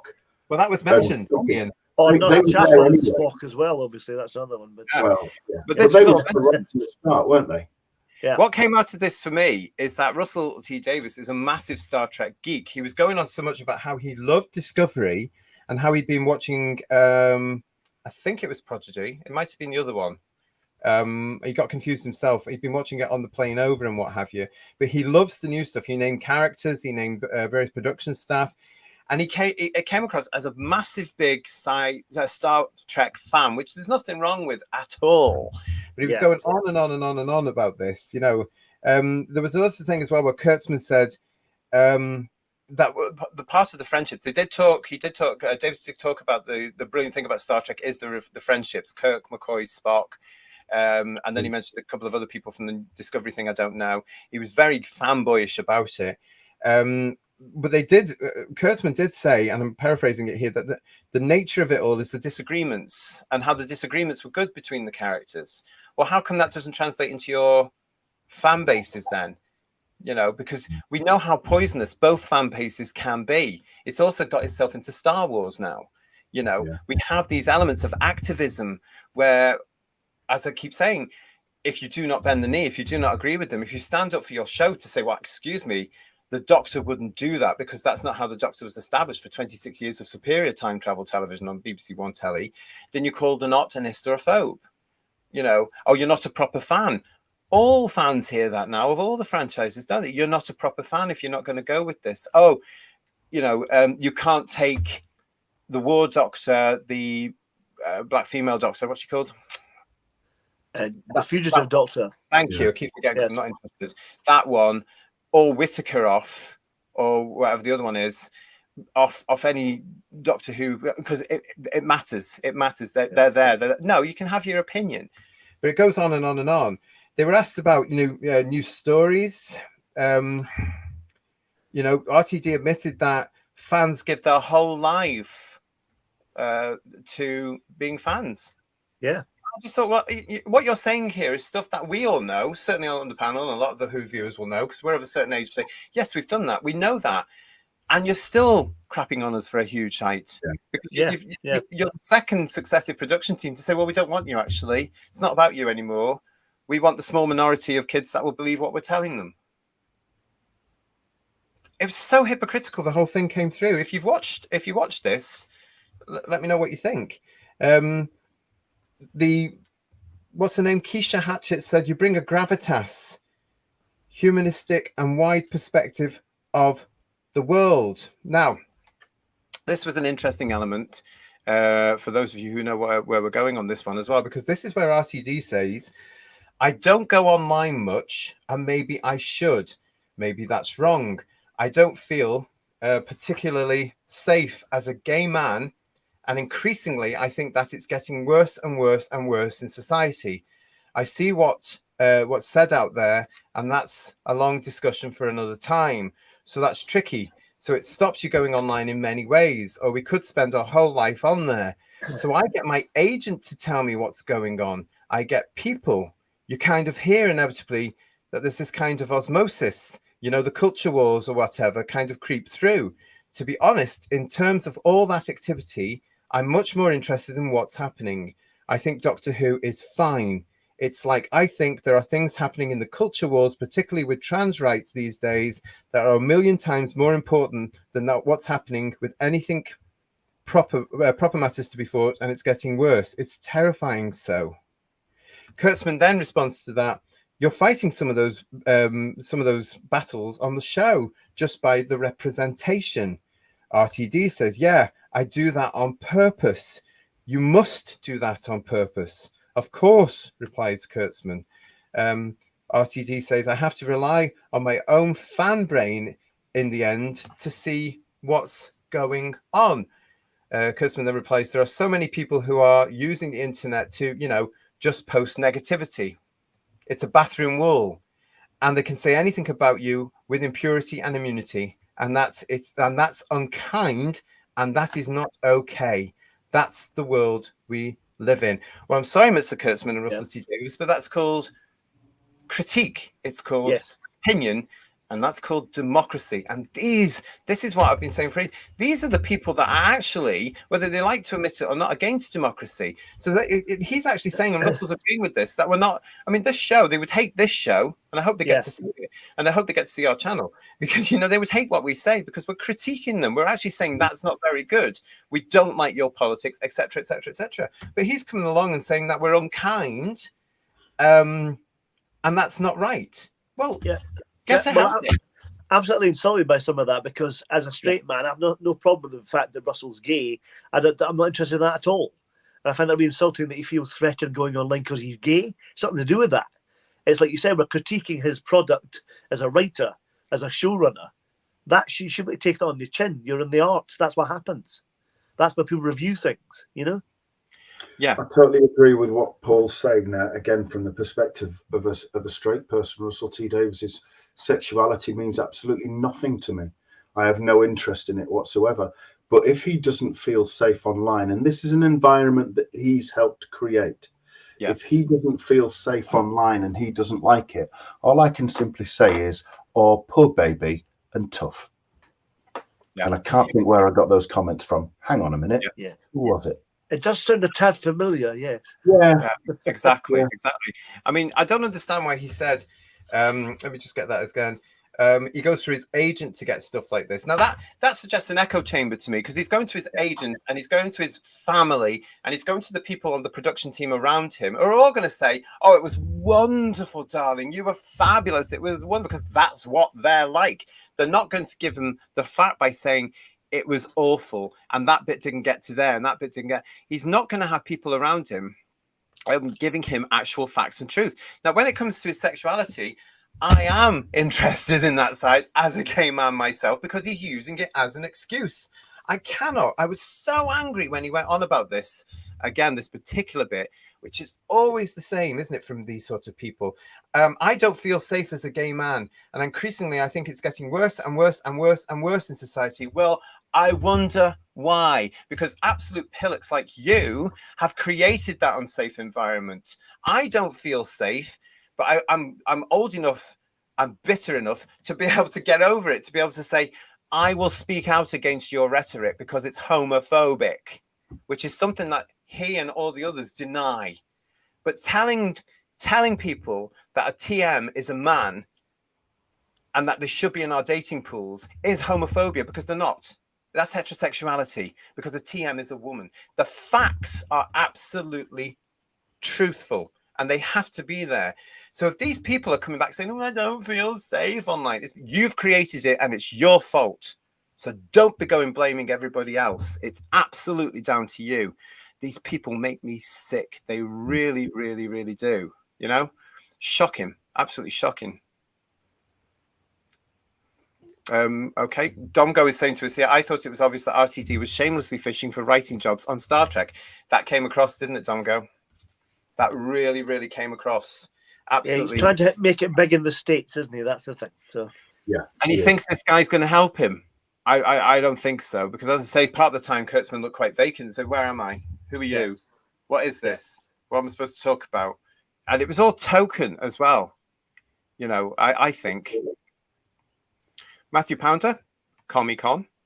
A lot of that came through though, didn't it? Domgo's also saying, bearing in mind that he saw this as well, RTD knows Doctor Who for him is coming to an end. I got that impression too.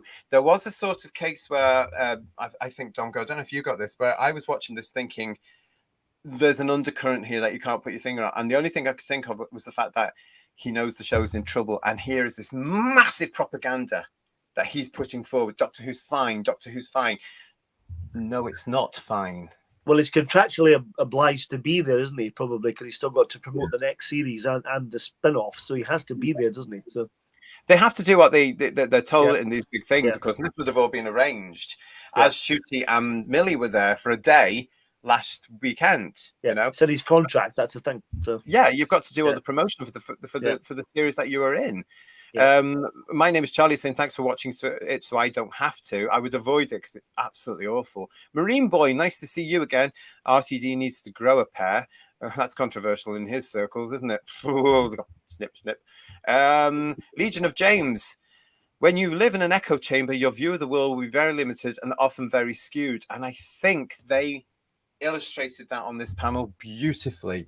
They really, really did. It was just shocking, some of the stuff they were saying. I was just like, what world are they in?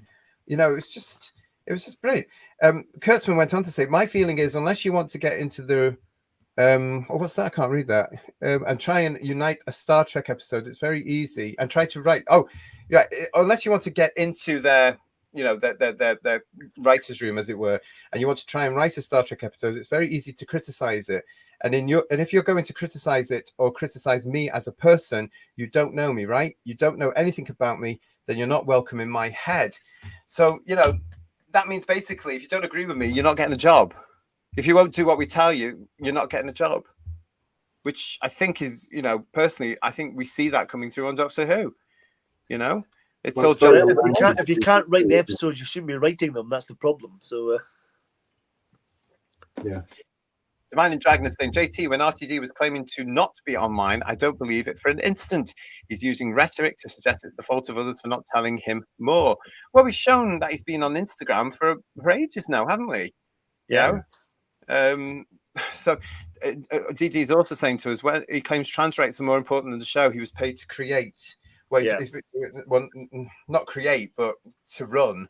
That was useful. He had to get it in somewhere, didn't he? He had to bring it up.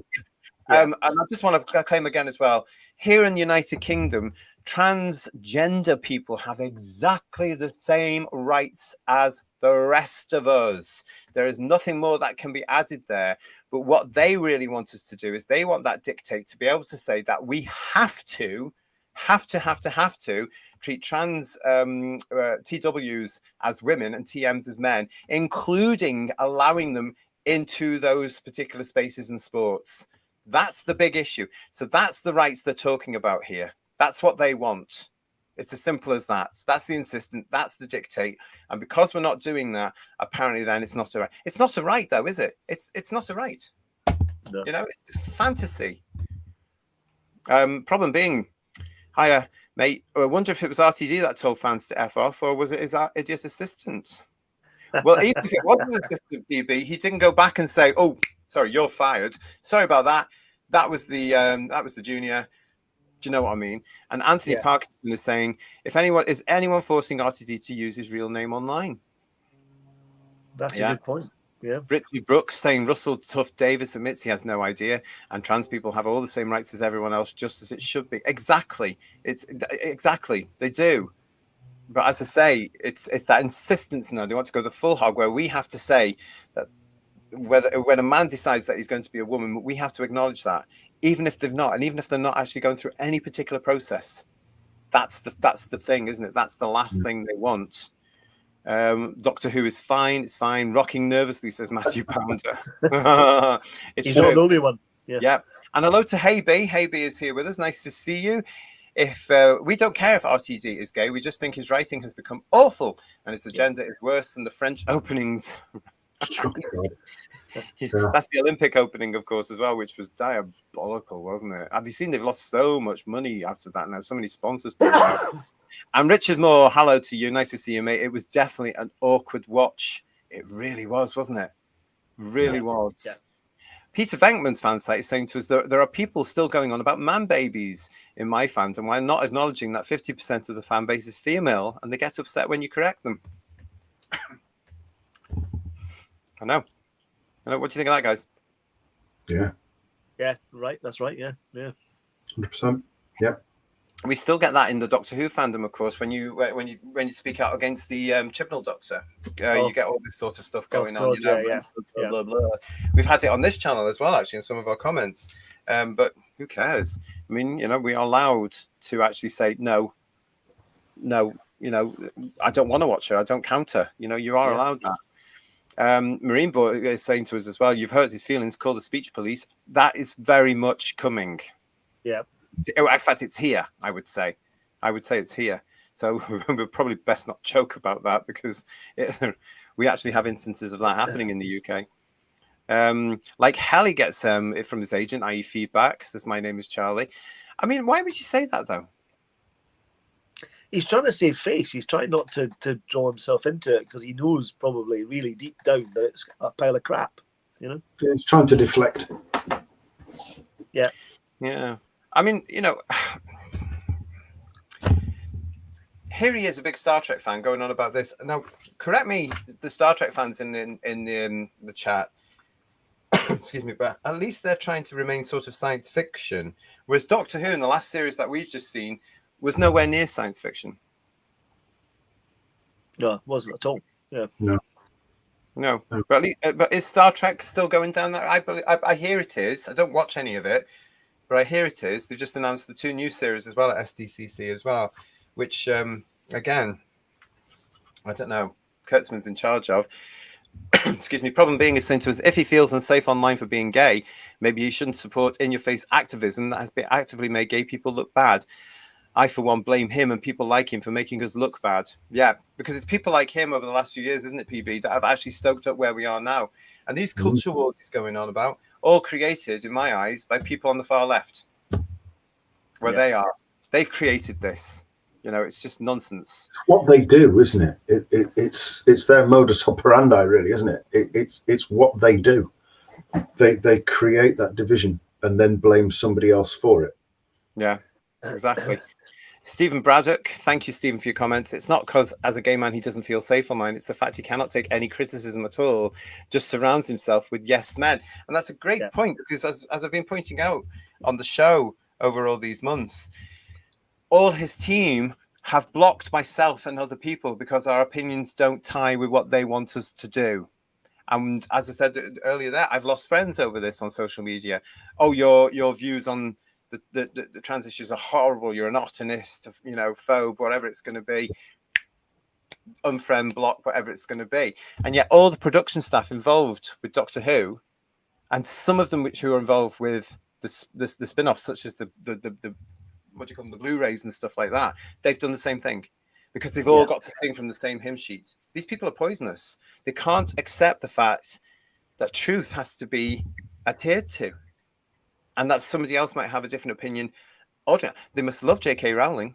They must love her to bits. So thank you for that, Stephen. Graham is also saying to us, my wife has been listening in tonight and she's just said, hey, these guys talk so much sense, and she's not into Who one little bit. Well, thank you very much. And it's nice to see you, Mr. Graham. Thank you for listening to us. Hope you are fine and dandy. Just checking she's sober. I jest. Well, Richard Hussey is saying, do not forget that Kamala Harris is not just a woman. She's a black Indian woman. So, of course, the Democrats will win in November. See, call me ignorant, but I saw her on obviously videos and stuff like this, and I thought, what? It's like that Markle woman. Ugh, please don't start me with her. I can't stand her. She came out and did the same thing. Not one of us in the United Kingdom knew that, because she's not. It emphasizes the hypocrisy, doesn't it? Because if you say, you know what, I don't like you for that role, I don't think you're any good for that role, and the only reason I don't think you're any good is because of the color of your skin, and that would be rightly outrageous, and it's no reason to discriminate somebody at all. But then they're coming out and saying, look at me, I have this great virtue because of the color of my skin, which is just the opposite. They should both be unacceptable. You shouldn't use the color of your skin as a bargaining chip in an election. The color of your skin should be irrelevant. It should be your competence in doing the job, your integrity, and your grasp of the matter at hand. And in the same way that it's wrong to say you're black or whatever, you can't do it, you shouldn't be saying you're black, you should do it. But they don't get it. Again, the annoying thing is that these people, Ian, are in their 60s, so they should know better, and they don't, and they've contributed massively to pushing us back 20, 30 years, depending on the subject. I mean, you know, we've got a prime minister now that also bent the knee to the BLM, you know, which, and we all know where that's gone since the day. I mean, look what they're bringing in there. These people love all this sort of stuff. It's virtue signaling to its extreme, and it's dangerous because they're destroying society, and they think they're improving society, or their attempts are improve. No, it's not actually. You are not. And I look at these people, everybody in the chat, and I blame them for where we are today in society. I just think, no, entertainment, alleged show business has had a massive, massive role in playing in where we are today, because they've all been overtly desperate to be looking good when it comes to all the DEI stuff that came in. They've all been on their unconscious bias training. If anybody says to you, you've got to go on unconscious bias training, by the way, say no and refuse to go, because it's utter nonsense, absolute nonsense. And that's the other reason.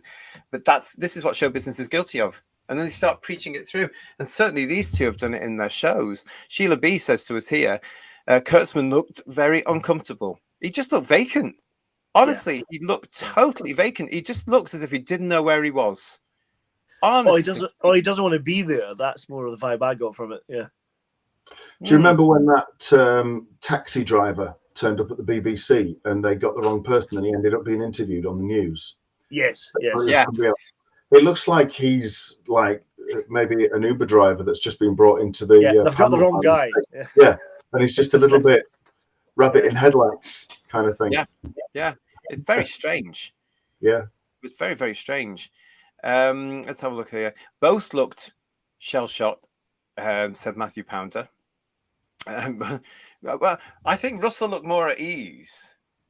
But the way he was fiddling with the water bottle and also looking at the audience an awful lot as well.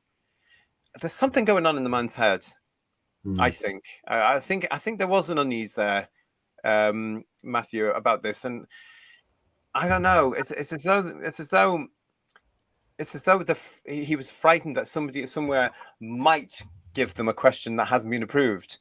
And if I'd been there, they would have had several. I think if any of us had been there, they would have had several. But we're not going to get into places like that because we're not the accepted few.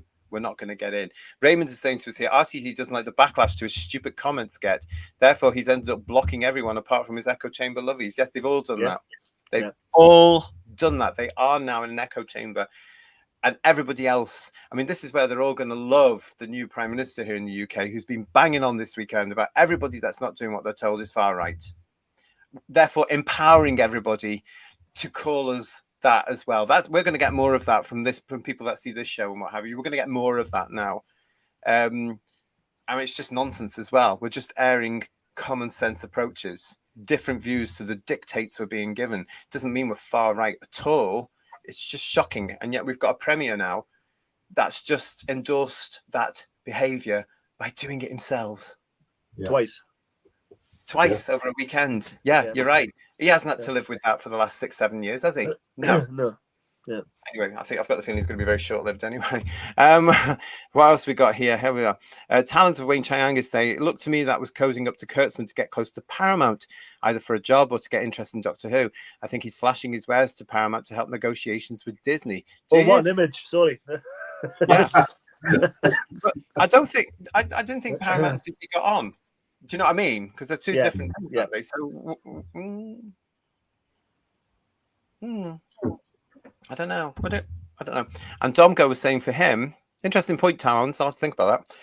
Biggest cringe moment was Kurtzman being asked who the best doctor was. He obviously hadn't a clue about the show and then just uttered Shooty Gatwa.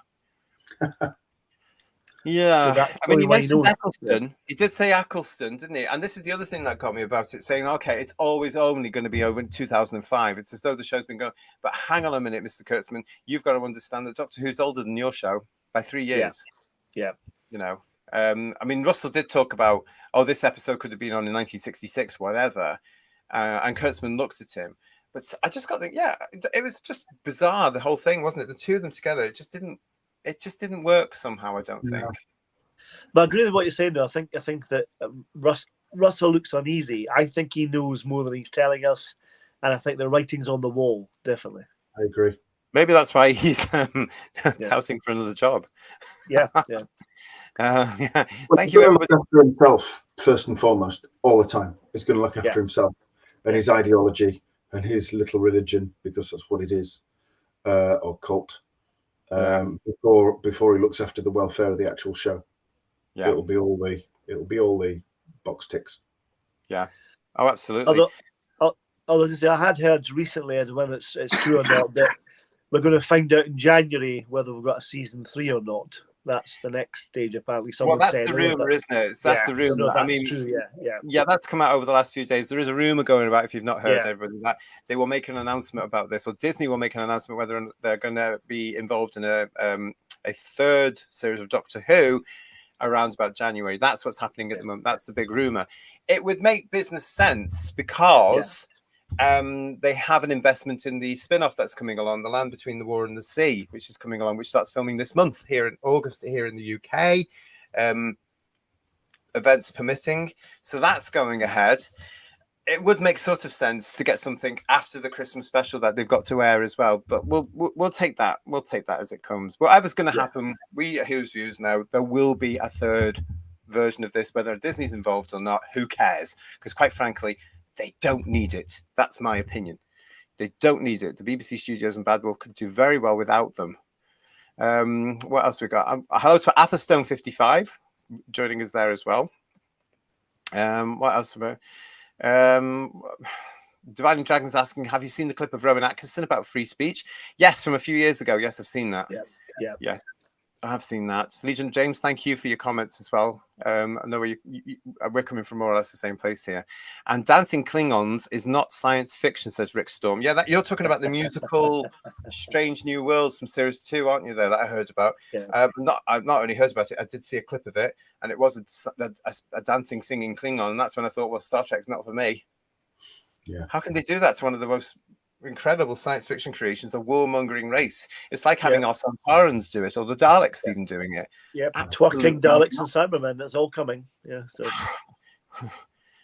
Sea Devils, sexy Sea Devils as well. Remember that? Yeah. So. What? Don't talk too soon. Yeah. Then they had a musical episode, Peter Venkman Fansec saying yes, and he confirmed that in the speech as well, didn't he? He has actually said that before over Sdcc, but he was saying that yes, in season 2 there is another more musical episode than we got in the first one, and how we are really looking forward to that. Yeah, it's more of the same, unfortunately. Yeah. Thank you so much again for everybody that's joining us for the show tonight. And it's nice to see you all in the chat, having the conversations and keeping it going. And Hey B is saying to you, thank you for this great chat. Well, thank you lot for all being here and actually being part of this, because of course your opinions make this show as well. So it's really important to us. Atom is saying to us, Trek doesn't even rate now in viewership, doesn't it? Wow. And Paul Holger is saying to us, almost all the franchises are dead. They're doing a great job of killing everything. Who? Trek, Star Wars, the Marvel franchises. Although I have to say, I did go on Friday night to see Deadpool and Wolverine and laughed and laughed and laughed and was thoroughly entertained. Thank you, Mr. Ryan, for that one, who's also quite easy on the eye. But, you know, it's a case of like, wow, that was a really good film. And I love the way that he dissed Disney in that sort of casual way that you can do. And also the woke mob. Lovely lines in there about that. This won't go down with the wokes, you know, and all this sort of stuff. It was brilliant. So thank you for that. Leo James is saying to us here, season 3 was excellent of Picard, but a different writer was involved. Beverly Crusher was zapping everyone, and number 1 put his leg up on the bridge panel for those few moments. It was great. Yeah, because he used to do that in the original Next Generation series, didn't he? So that's fan service that you can get away with because it's part of the character as well. But one-hit wonders are not going to make series, and you know they keep churning stuff out. And is anybody really what? It's about time entertainment and show business guys understood that everything they've been giving us over the last few years from all the franchises is being rejected. Thoughts? But they just think that the people that reject it are wrong and that they're right, so they just keep out churning more of the same. Yeah. And it's almost like it's almost like Keir Starmer, isn't it? You will do this, you will not do that, and thinking that people are going to obey him because, you know, yeah, right. But they're saying this is quality, this is the right way to do it. You will watch it, you will enjoy it, you will buy the merchandise. And people are just looking at them and thinking, no, it's crap, don't like it, don't want it, not going to buy it. We have to do reverse psychology and pretend we like it so they'll make something else. That's what we need to do. Oh, I couldn't do it. I'm too honest. I couldn't do it. If I had to turn around and say I really enjoyed that first series with Gatwa, I'd go straight to HELL. You'd go straight to hell. You would, yeah. I mean, it wouldn't work. Atom is saying here, JT, the most intriguing thing about the Sdcc 2024 panel is how instantly defensive and fast-talking RTD got in defense of the show being a major ratings disaster. It was brilliant to see how he squirms. Oh, well, I've missed that then because nobody asked him about that. Nobody asked him about ratings or anything like that, or the way it had been received, which would have been one of the questions I would have asked him. You know, what are you going to do? considering you've got a second one in the can. What are you going to do to improve your ratings? How are you going to invite a new audience in? Why don't you understand what the British people are saying to you? You know, why are you not understanding why fans are rejecting this? Why aren't you listening? Interesting. Dalek Eye is also saying to us here, not all franchises are dead. Harry Potter is still going strong, and I can't wait for the TV series as J.K. Rowling is in control of it. Now, isn't it strange that the one major big franchise that is still going strong is the one that's not got involved in any way to all this nonsense and hasn't bent the knee to all this Hollywood crap? Can you imagine if she'd allowed that? If she'd allowed that, Harry Potter would be down there with everything else now as well. But this is what happens when you've got an intelligent person in control of the product or the show, by saying, we're not getting involved with that. These are my books. This is how we're going to bring it on. I can't wait, Dalek Eye, for this series as well. It's going to be massive because it's going to be a proper take on the books, because so much was edited out of the films for time. This won't be. This is going to be really exciting. And I think Harry Potter, and I've said it before on the channel, the TV series for Harry Potter is going to be the one that kills the Doctor. I think it will. Is it coming anytime soon? It's due. Is Kirsty still in the chat? I think it's in my head. It's due next year. Next year. Or is it the year after? What year am I in now? 24. It could be early 26, actually. It could be 26 because it's a big shoot. It is a big shoot for them. I think it is another 9-month shoot. And we should be hearing more about it towards the end of this year, including the new actors who are taking over. So, but stay with us on this channel because we're going to be covering it. We're going to be covering everything that's going on with the new Harry Potter television series because I can't wait for it. I'm very excited being a Harry Potter fan. Very, very excited for it. The Lady Knightsbridge is with us, gentlemen.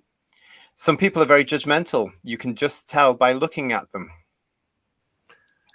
I know what you're saying, or by the fact they'll introduce themselves saying, and my pronouns are, oh, please, who cares? Oh, please, not playing that game. And Julianne is saying, Kurtzman doesn't even know where the UK is, never mind what Doctor Who is. Well, not wanting to be disrespectful, but I have noticed that a lot of Americans don't know where the United Kingdom is, which is really insulting, actually. But it's like that line from Delta and the Bannermen, Wales in England. That's the one. You know, so. Yes, that's actually it. That's actually it. Cute Pyro is saying to us all, JT, they have already made dancing Daleks. Yeah, I did see a certain thing going around on social media this weekend. That was quite funny, actually. I thought, yeah, that's fine. And to clarify, says Talent, JT, was that the original 1970s thing with Genesis Daleks, or was that something different? Dancing. No, it's something that somebody's put together where the Daleks are behind our Prime Minister. Oh, right, okay. And they're dancing, and he's basically Davros.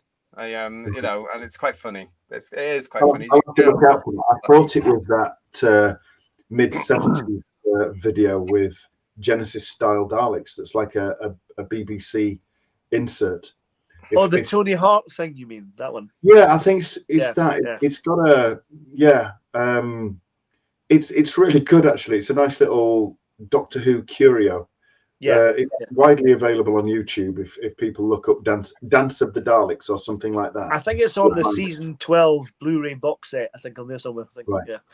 Okay. Talent is just saying, sorry to clarify, if Disney don't want to renew the Doctor Who deal, then RTD needs to tout it to other companies if he wants to keep it going. Or is he showing Disney that he's talking to the competition? Well, Talent, he doesn't. He absolutely doesn't. Disney put some money into the show, yes, but it was a distribution deal. That's all it was. And yes, they put some money into the production. But I'll stick to my guns. BBC Studios and Bad Wolf are financially able to produce another series of Doctor Who themselves. They don't need that Disney investment. So why they were looking for American money in this, I don't know. They are perfectly capable of keeping it British and doing it themselves. And then BBC Studios can also then find a distributor outside the UK. It was going for years before Disney involved outside the UK. It was being sold left, right and centre. At one point, Doctor Who in the BBC was the most successful television show for the BBC when it was off the air, because it had been sold to something like 70-something territories around the world. John Nathan Turner had a big thing to do with that as well. They don't need it. They don't need it, Talons. They don't need Disney. They can do it themselves. Part of me thinks that they don't want to simply because they're looking after themselves. Yeah. So what have we got there? So that's all that. Thank you very much. And Sheila B is saying to us, Sheila B used to be a pop star, of course, in the 80s, 90s. I want to give you devotion. I love it, Sheila B. Whose views is a pocket of sanity in among the madness? That's nice. Thank you so much. That's lovely. Nice, yeah. That's brilliant. Thank you for that. Again, wow. John is reminding us, though, that JK is a massive lefty, though. So we will see when it comes out. I'm going to take... Yeah. She was... She's still left. She's a righty now, surely, isn't she? Well, yeah, she'll be like us. She's Yeah. on the same. She's Yeah. on the same page as all of us, and we're on her page.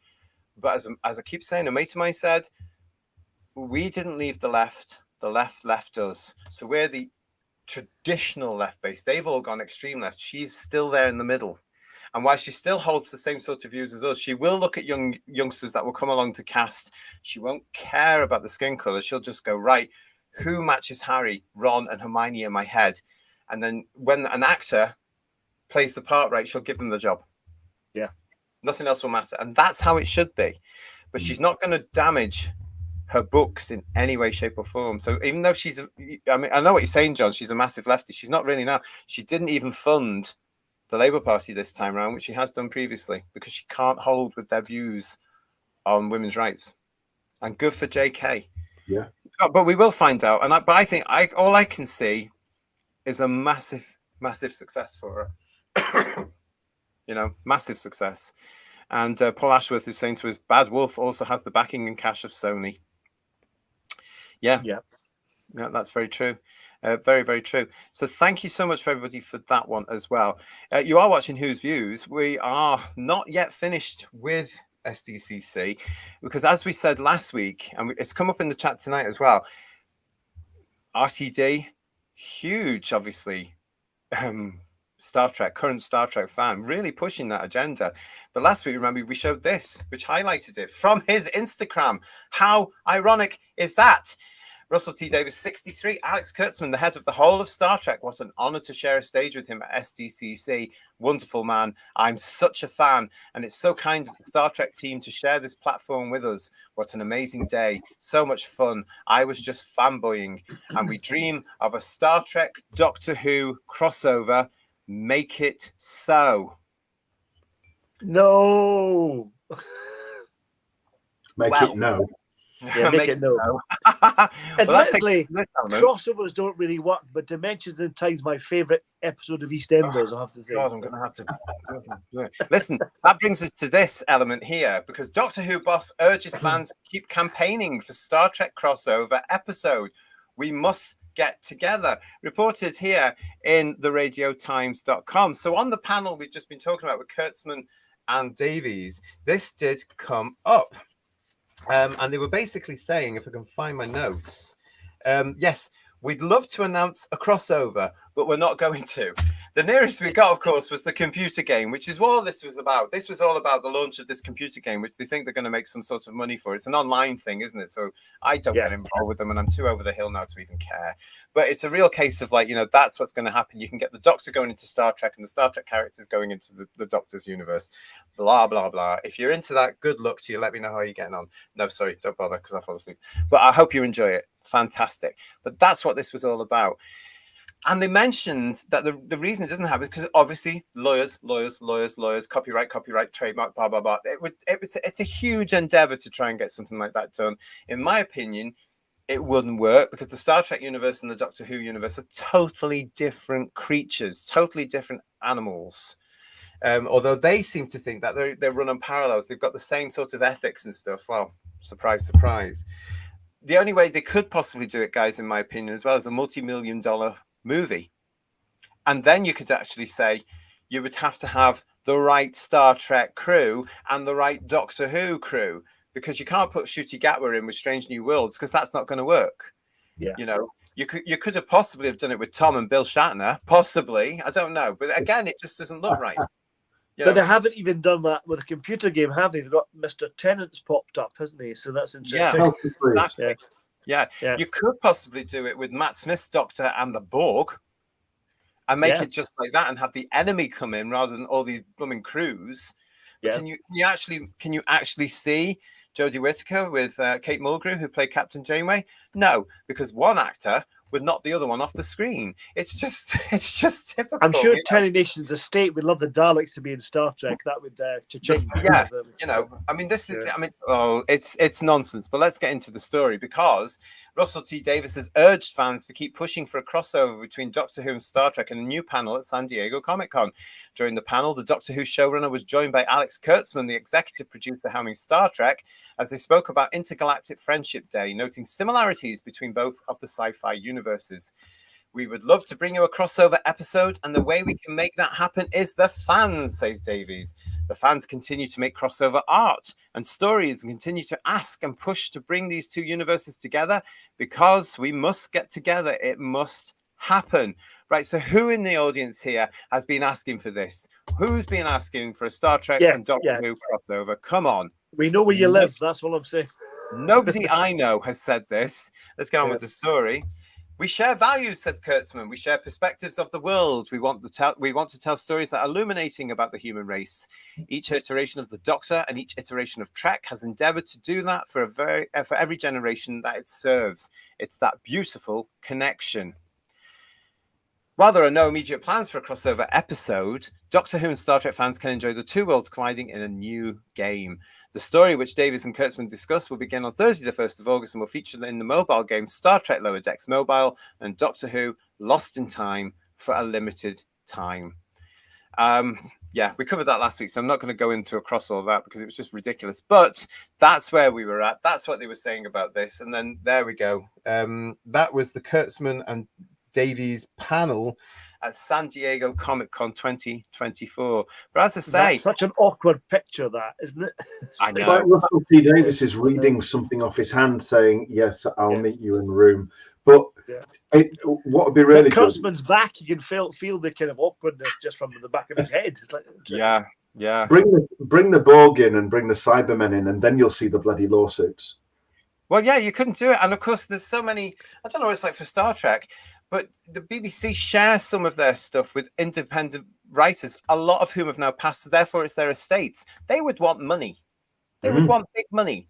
You know, the Terry Nation estate would go, you're crossing over with Star Trek and you want the Daleks. Ka-ching. Quite rightly. Yeah. You know, the Pedler and David's estate for the Cybermen would do the same thing. It's a nightmare. It would be a nightmare to do. And right now, with the state of the two shows, who's going to go and see it? Who would go to the cinema? I would think it would be a movie. Who would go and see that at the cinema? If it is an episode, it's going to have to be at least 4 hours to do justice to all the characters you'd have to put in it. Who would write it? Him and Davis, Kurtzman and Davis. Yeah, it would all be agenda. Oh my God. Domgo is saying, if Ruby has already referred to the Trek universe as fiction, how can it possibly cross over? Rose did it as well, didn't she? Give me some Spock. Do you remember that? Yeah. Yeah, what was that in? The Empty Child? That's right, yeah. Ah, thank you. Right, there we go. Matthew Pounder is saying, nope, they're completely different shows. They absolutely are. And the Macronon, hello to you. Nice to see you, the Macronon. The Macronon has just done a chit-chat with me, by the way. Dropped it on Friday. So you can go and look at it. That's Josh. So you can go and have a look at that. So I'm glad you were there, Josh, and I'm glad you had a good time. On the crossover, bringing two now woke franchises together will be like bringing death to death.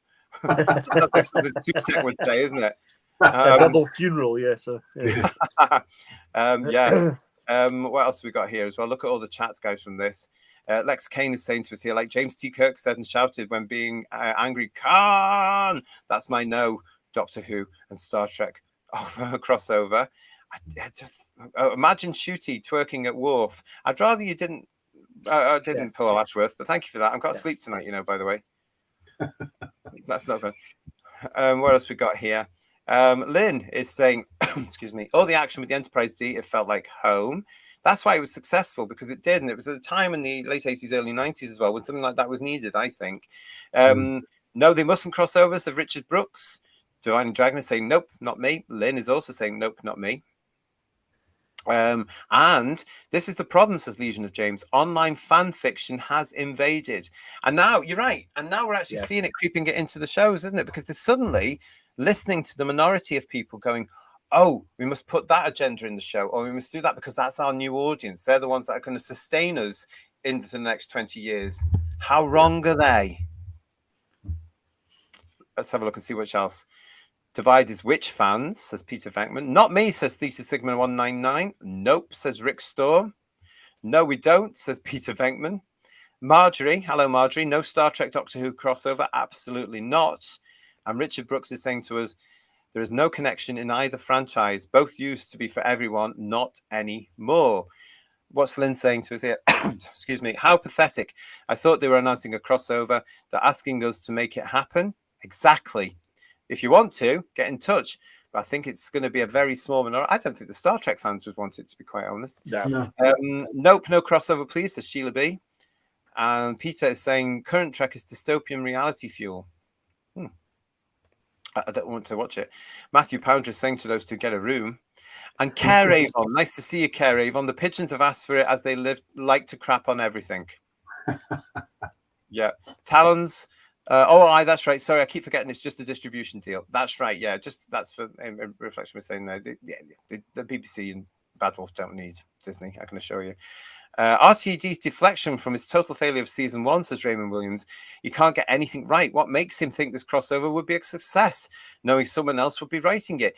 Again, it came across in this as one of those things to be saying, oh, we could do this, we've got to do this, we must do this. I love it. I would want it to happen. I would love it. I will write it and get all those American dollars for it.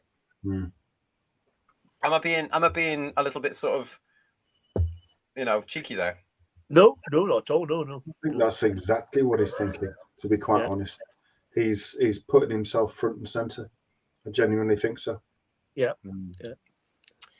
Yes, again, lots of great points coming from you in the chats. Can you imagine, says Mark Jones, Gatwa's doctor landing on the Enterprise, opening the TARDIS door and saying, show me the loving. Yeah, put the faces on kill. That'll give us something to cry about, yeah. So, yeah. I mean, that's the other difficulty for Doctor Who. The Doctor is a time traveler.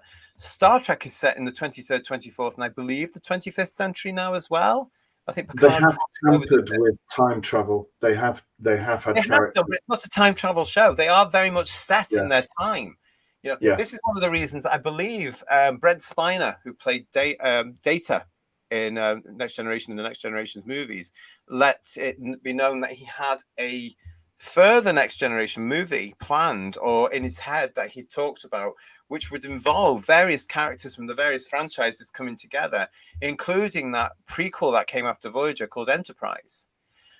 And I was reading this and thought that would be a nightmare because they're not all in the same place. You've only got DS9, Next Generation, and Voyager in the same place or the same time, really, haven't you? The rest of it's all over the show. What would the Doctor do? Where would he land? Would it be the Doctor leading the thing by saying he would go to Enterprise, then Kirk, then the 24th, and then the 20th? They're not thinking this through, people, are they? It's not going to work. And Discovery apparently jumped. Oh no! God knows how many centuries at the end of its first series.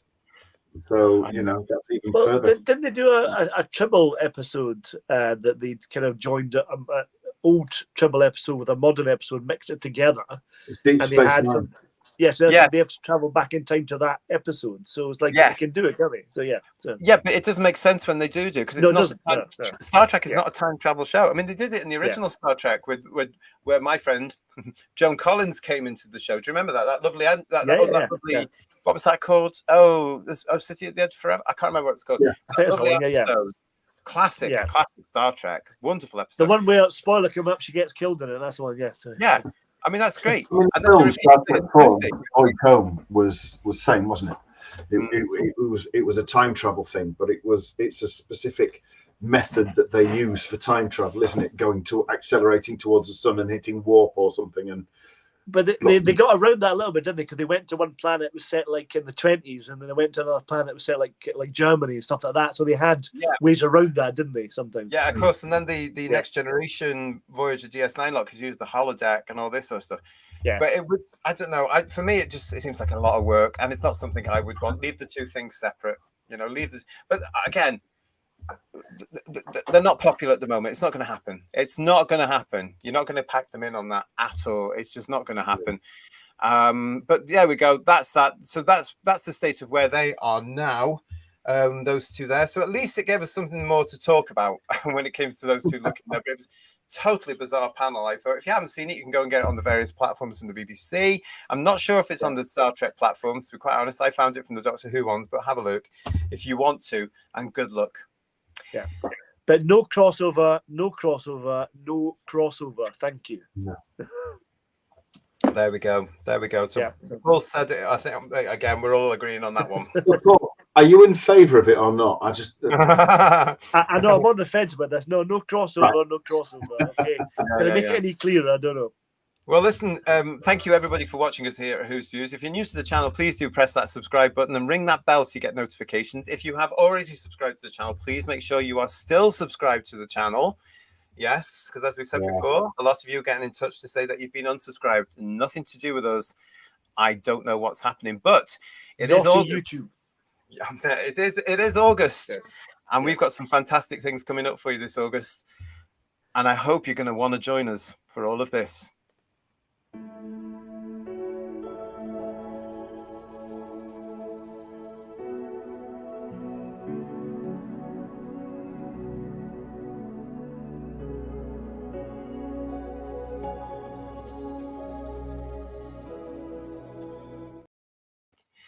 Starting this Wednesday here on Who's Views, we're going to be presenting our Worlds Below series, where we celebrate the Silurians and Sea Devils with a series all about them.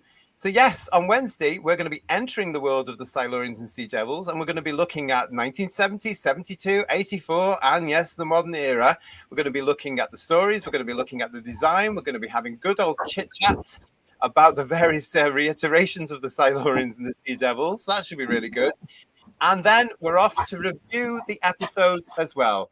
We're going to be looking at Doctor Who and the Silurians, Warriors of the Deep, The Hungry Earth, and Cold Blood, all as part of our Worlds Below season. Oh, very nice, Ian. Very nice. Who's that? Is that Oakdale, is it?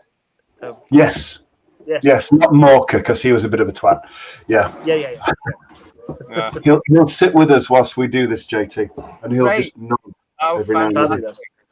You would think that there's a spin-off coming, wouldn't you? Yes. You would, yeah. But yes, it's all there for us. So join us from Wednesday. Wednesdays are the big one. We're going to be talking about everything. We're going to be talking about, and the guys will also be talking about that one. I know nothing about the Legends of the Sea Devils. That will be included in this. But that's going to be our big talk. Please come and join us. Do we have to? Yeah, yes. We don't have to. But we're going to be looking at all that. So come and join us for that. And then, as I say, we are going to be looking, as for our reviews, we're going to be celebrating them by reviewing Doctor Who and the Silurians, Warriors of the Deep, The Hungry Earth, and Cold Blood. I'm really looking forward to this. I've watched Doctor Who and the Silurians and the Sea Devils back to back yesterday and forgot how much I loved them. Oh, and before somebody says, I haven't forgotten the Sea Devils, we're saving that, but we will be coming to the Sea Devils too. So come and join us for our Worlds Below. Stay tuned to the channel. You'll see when the shows are dropping. I'll get those up there for you as soon as possible, and you can like them. You can put your reminder in there and then come and join us. So hopefully you're going to enjoy all of that as we celebrate the Silurians and Sea Devils. Worlds Below is a fantastic title, says Lex Kane. Thank you very much. I wonder if you can guess how I actually got that. Stephen Braddock is saying Sea Devils and Silurians. Yay! And Richard is saying, that's wonderful, Ian. Thank you for sharing that, which is brilliant, isn't it? It's really good. Brill, says Peter Venkman fan site.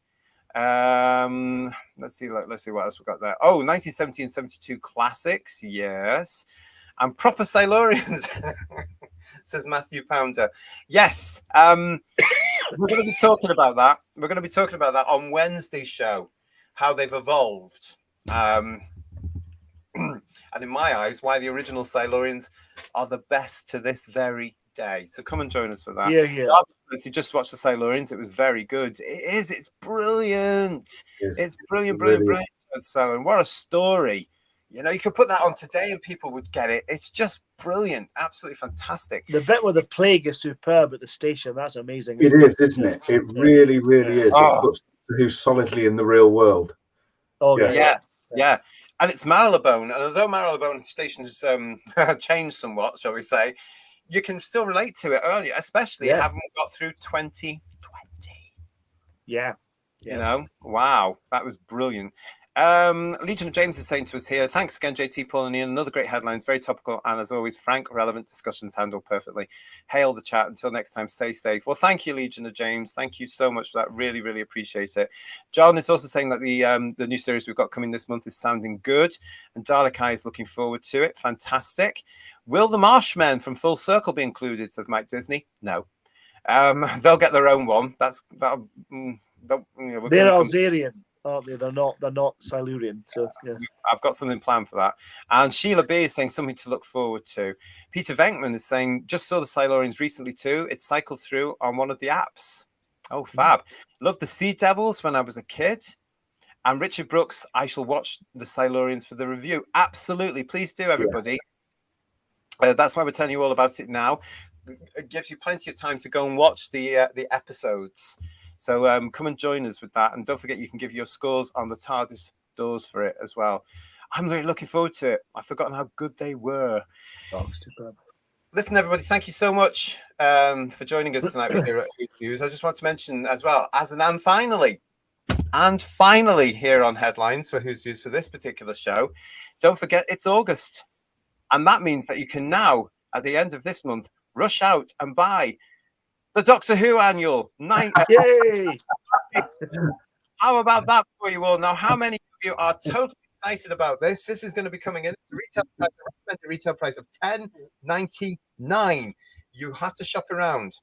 But yes, you can. $1.99 come January. $1.99. Do you know, I couldn't even find them for $1.99 in the past as well, because I think I mentioned on one of our previous shows the 2024 annual I saw in one shop. It was a Waterstones in Carlisle, and they had 4 on the shelf for ages. And I think it might have been returned, because Waterstones don't tend to do that. I haven't seen the Doctor Who annuals in places like Home Bargains or the supermarkets for years. No.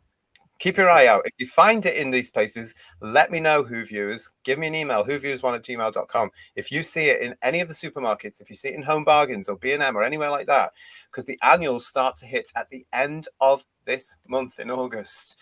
So there you go. If you're desperate, I mean, if you really want this, you can get ready. If you've got money to spare, the Doctor Who official annual 2025 is on the way with that stunning. It's so thin now, but it's like a pamphlet, isn't it? It is. It's ridiculous. Yeah. But, you know, some people will want that. Do any of you in the chat want that? No. No, they don't. And that's fine. Thank you all for your for your opinions here about the Worlds Below series that's coming up, and also for your support on the channel tonight. It was a bit of a difficult show, wasn't it? So thank you for all that. Oh, but Matthew's saying that's an expensive dartboard. Looks rubbish. 99p store bargain basement, maybe.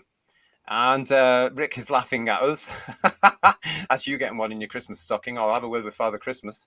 John is saying 2024 annual. No, thank you. Legion of James is saying they couldn't even pay me to buy it. Oh, it's one of those things as Doctor Who fans. We're going to go if we see it in Waterstones or something like that here in the UK, and we're going to open it. You know, we're going to look at it, aren't we? But we're not going to take it to the cash desk because it's ridiculously expensive. But I will have a look at it to see just how they've downgraded it again this year, because it's incredibly child. It's not like the annuals we got. If you go back and have a look, everybody, at the annuals that were produced in the 60s and 70s and even the early 80s before they scrapped it in 86, 85 for 86, it's not a patch on any of them. It really isn't. It's such a shame. It's terrible. Marjorie's saying only if the classic Doctors are on it. They always do this thing, though, don't they, Guy, in the annual about introducing the previous incarnations. Now, that these days is going to take up the whole blooming book. Yeah. Face it. With all the Morbius Doctors in there. So. Yeah, there's a book made to burn. Oh, Julianne, you're controversial. Michael, thank you so much for your comment. Paul Holgate is saying I wouldn't use that for toilet paper. Well, it's crap already, isn't it? Yeah. Stephen is saying past that, touch grass. Oh, here's Gilliam. No. Oh gosh, big paper. Yep. Thank you. Oh gosh. Thank you very much. Legion of James, I'll say, does it have the shooty guide to maintaining your lawn? If it doesn't, it should. That would be a great article there, wouldn't it? You could just see him with a picture, grinning, twerking with a lawnmower. It'll come with a free pack of seeds for your lawn. Yeah, grass seeds. Yeah. Yeah, it really does. And Paul Holgate saying, I remember the days when the supermarkets had piles and piles of annuals for different franchises. Me too. And I think it's gone, isn't it? I think those days are really, really gone. But if you want it, it's going to be available towards the end of this month. You can pre-order it now from all the usual stockists. But I thought that was a nice way to to just round off this particular version of headlines as well. Thank you, Mark, our resident poet laureate. Thank you for your time and willingness to discuss difficult topics. Well done. Thank you very much. And Mike is also saying in the book, full tips on crying. Daryl's joined us as well. Hello, Daryl. Daryl Joyce here. Took it inside a copy of Exchange and marked. You'd probably buy a copy of Penthouse and put it inside that so you weren't embarrassed. Do they still do those things? I've no idea, but it'd be worthwhile finding one just to cover your embarrassment. Just to mention as well, Daryl Joyce is with us as well. Daryl as well. Daryl is going to be sharing some of his fantastic artwork in our Worlds Below introductory episode on Wednesday. His look at what the Silurians and the Sea Devils could look like today. So don't forget to join us for that. Listen, thank you very much, everybody, for joining us on what's been a very difficult show at parts. So really appreciate it. And thank you for all your feedback. To Paul and Ian, Third Doctor Ian, thank you so much for joining us. Thank you. Again, here, and thank you for all your comments and stuff like that. Don't forget, please do like the video. Please subscribe to the channel. And yes, Worlds Below starts on Wednesday. You'll find that it's up on the channel already. So make a date with us, 8 o'clock UK time for that.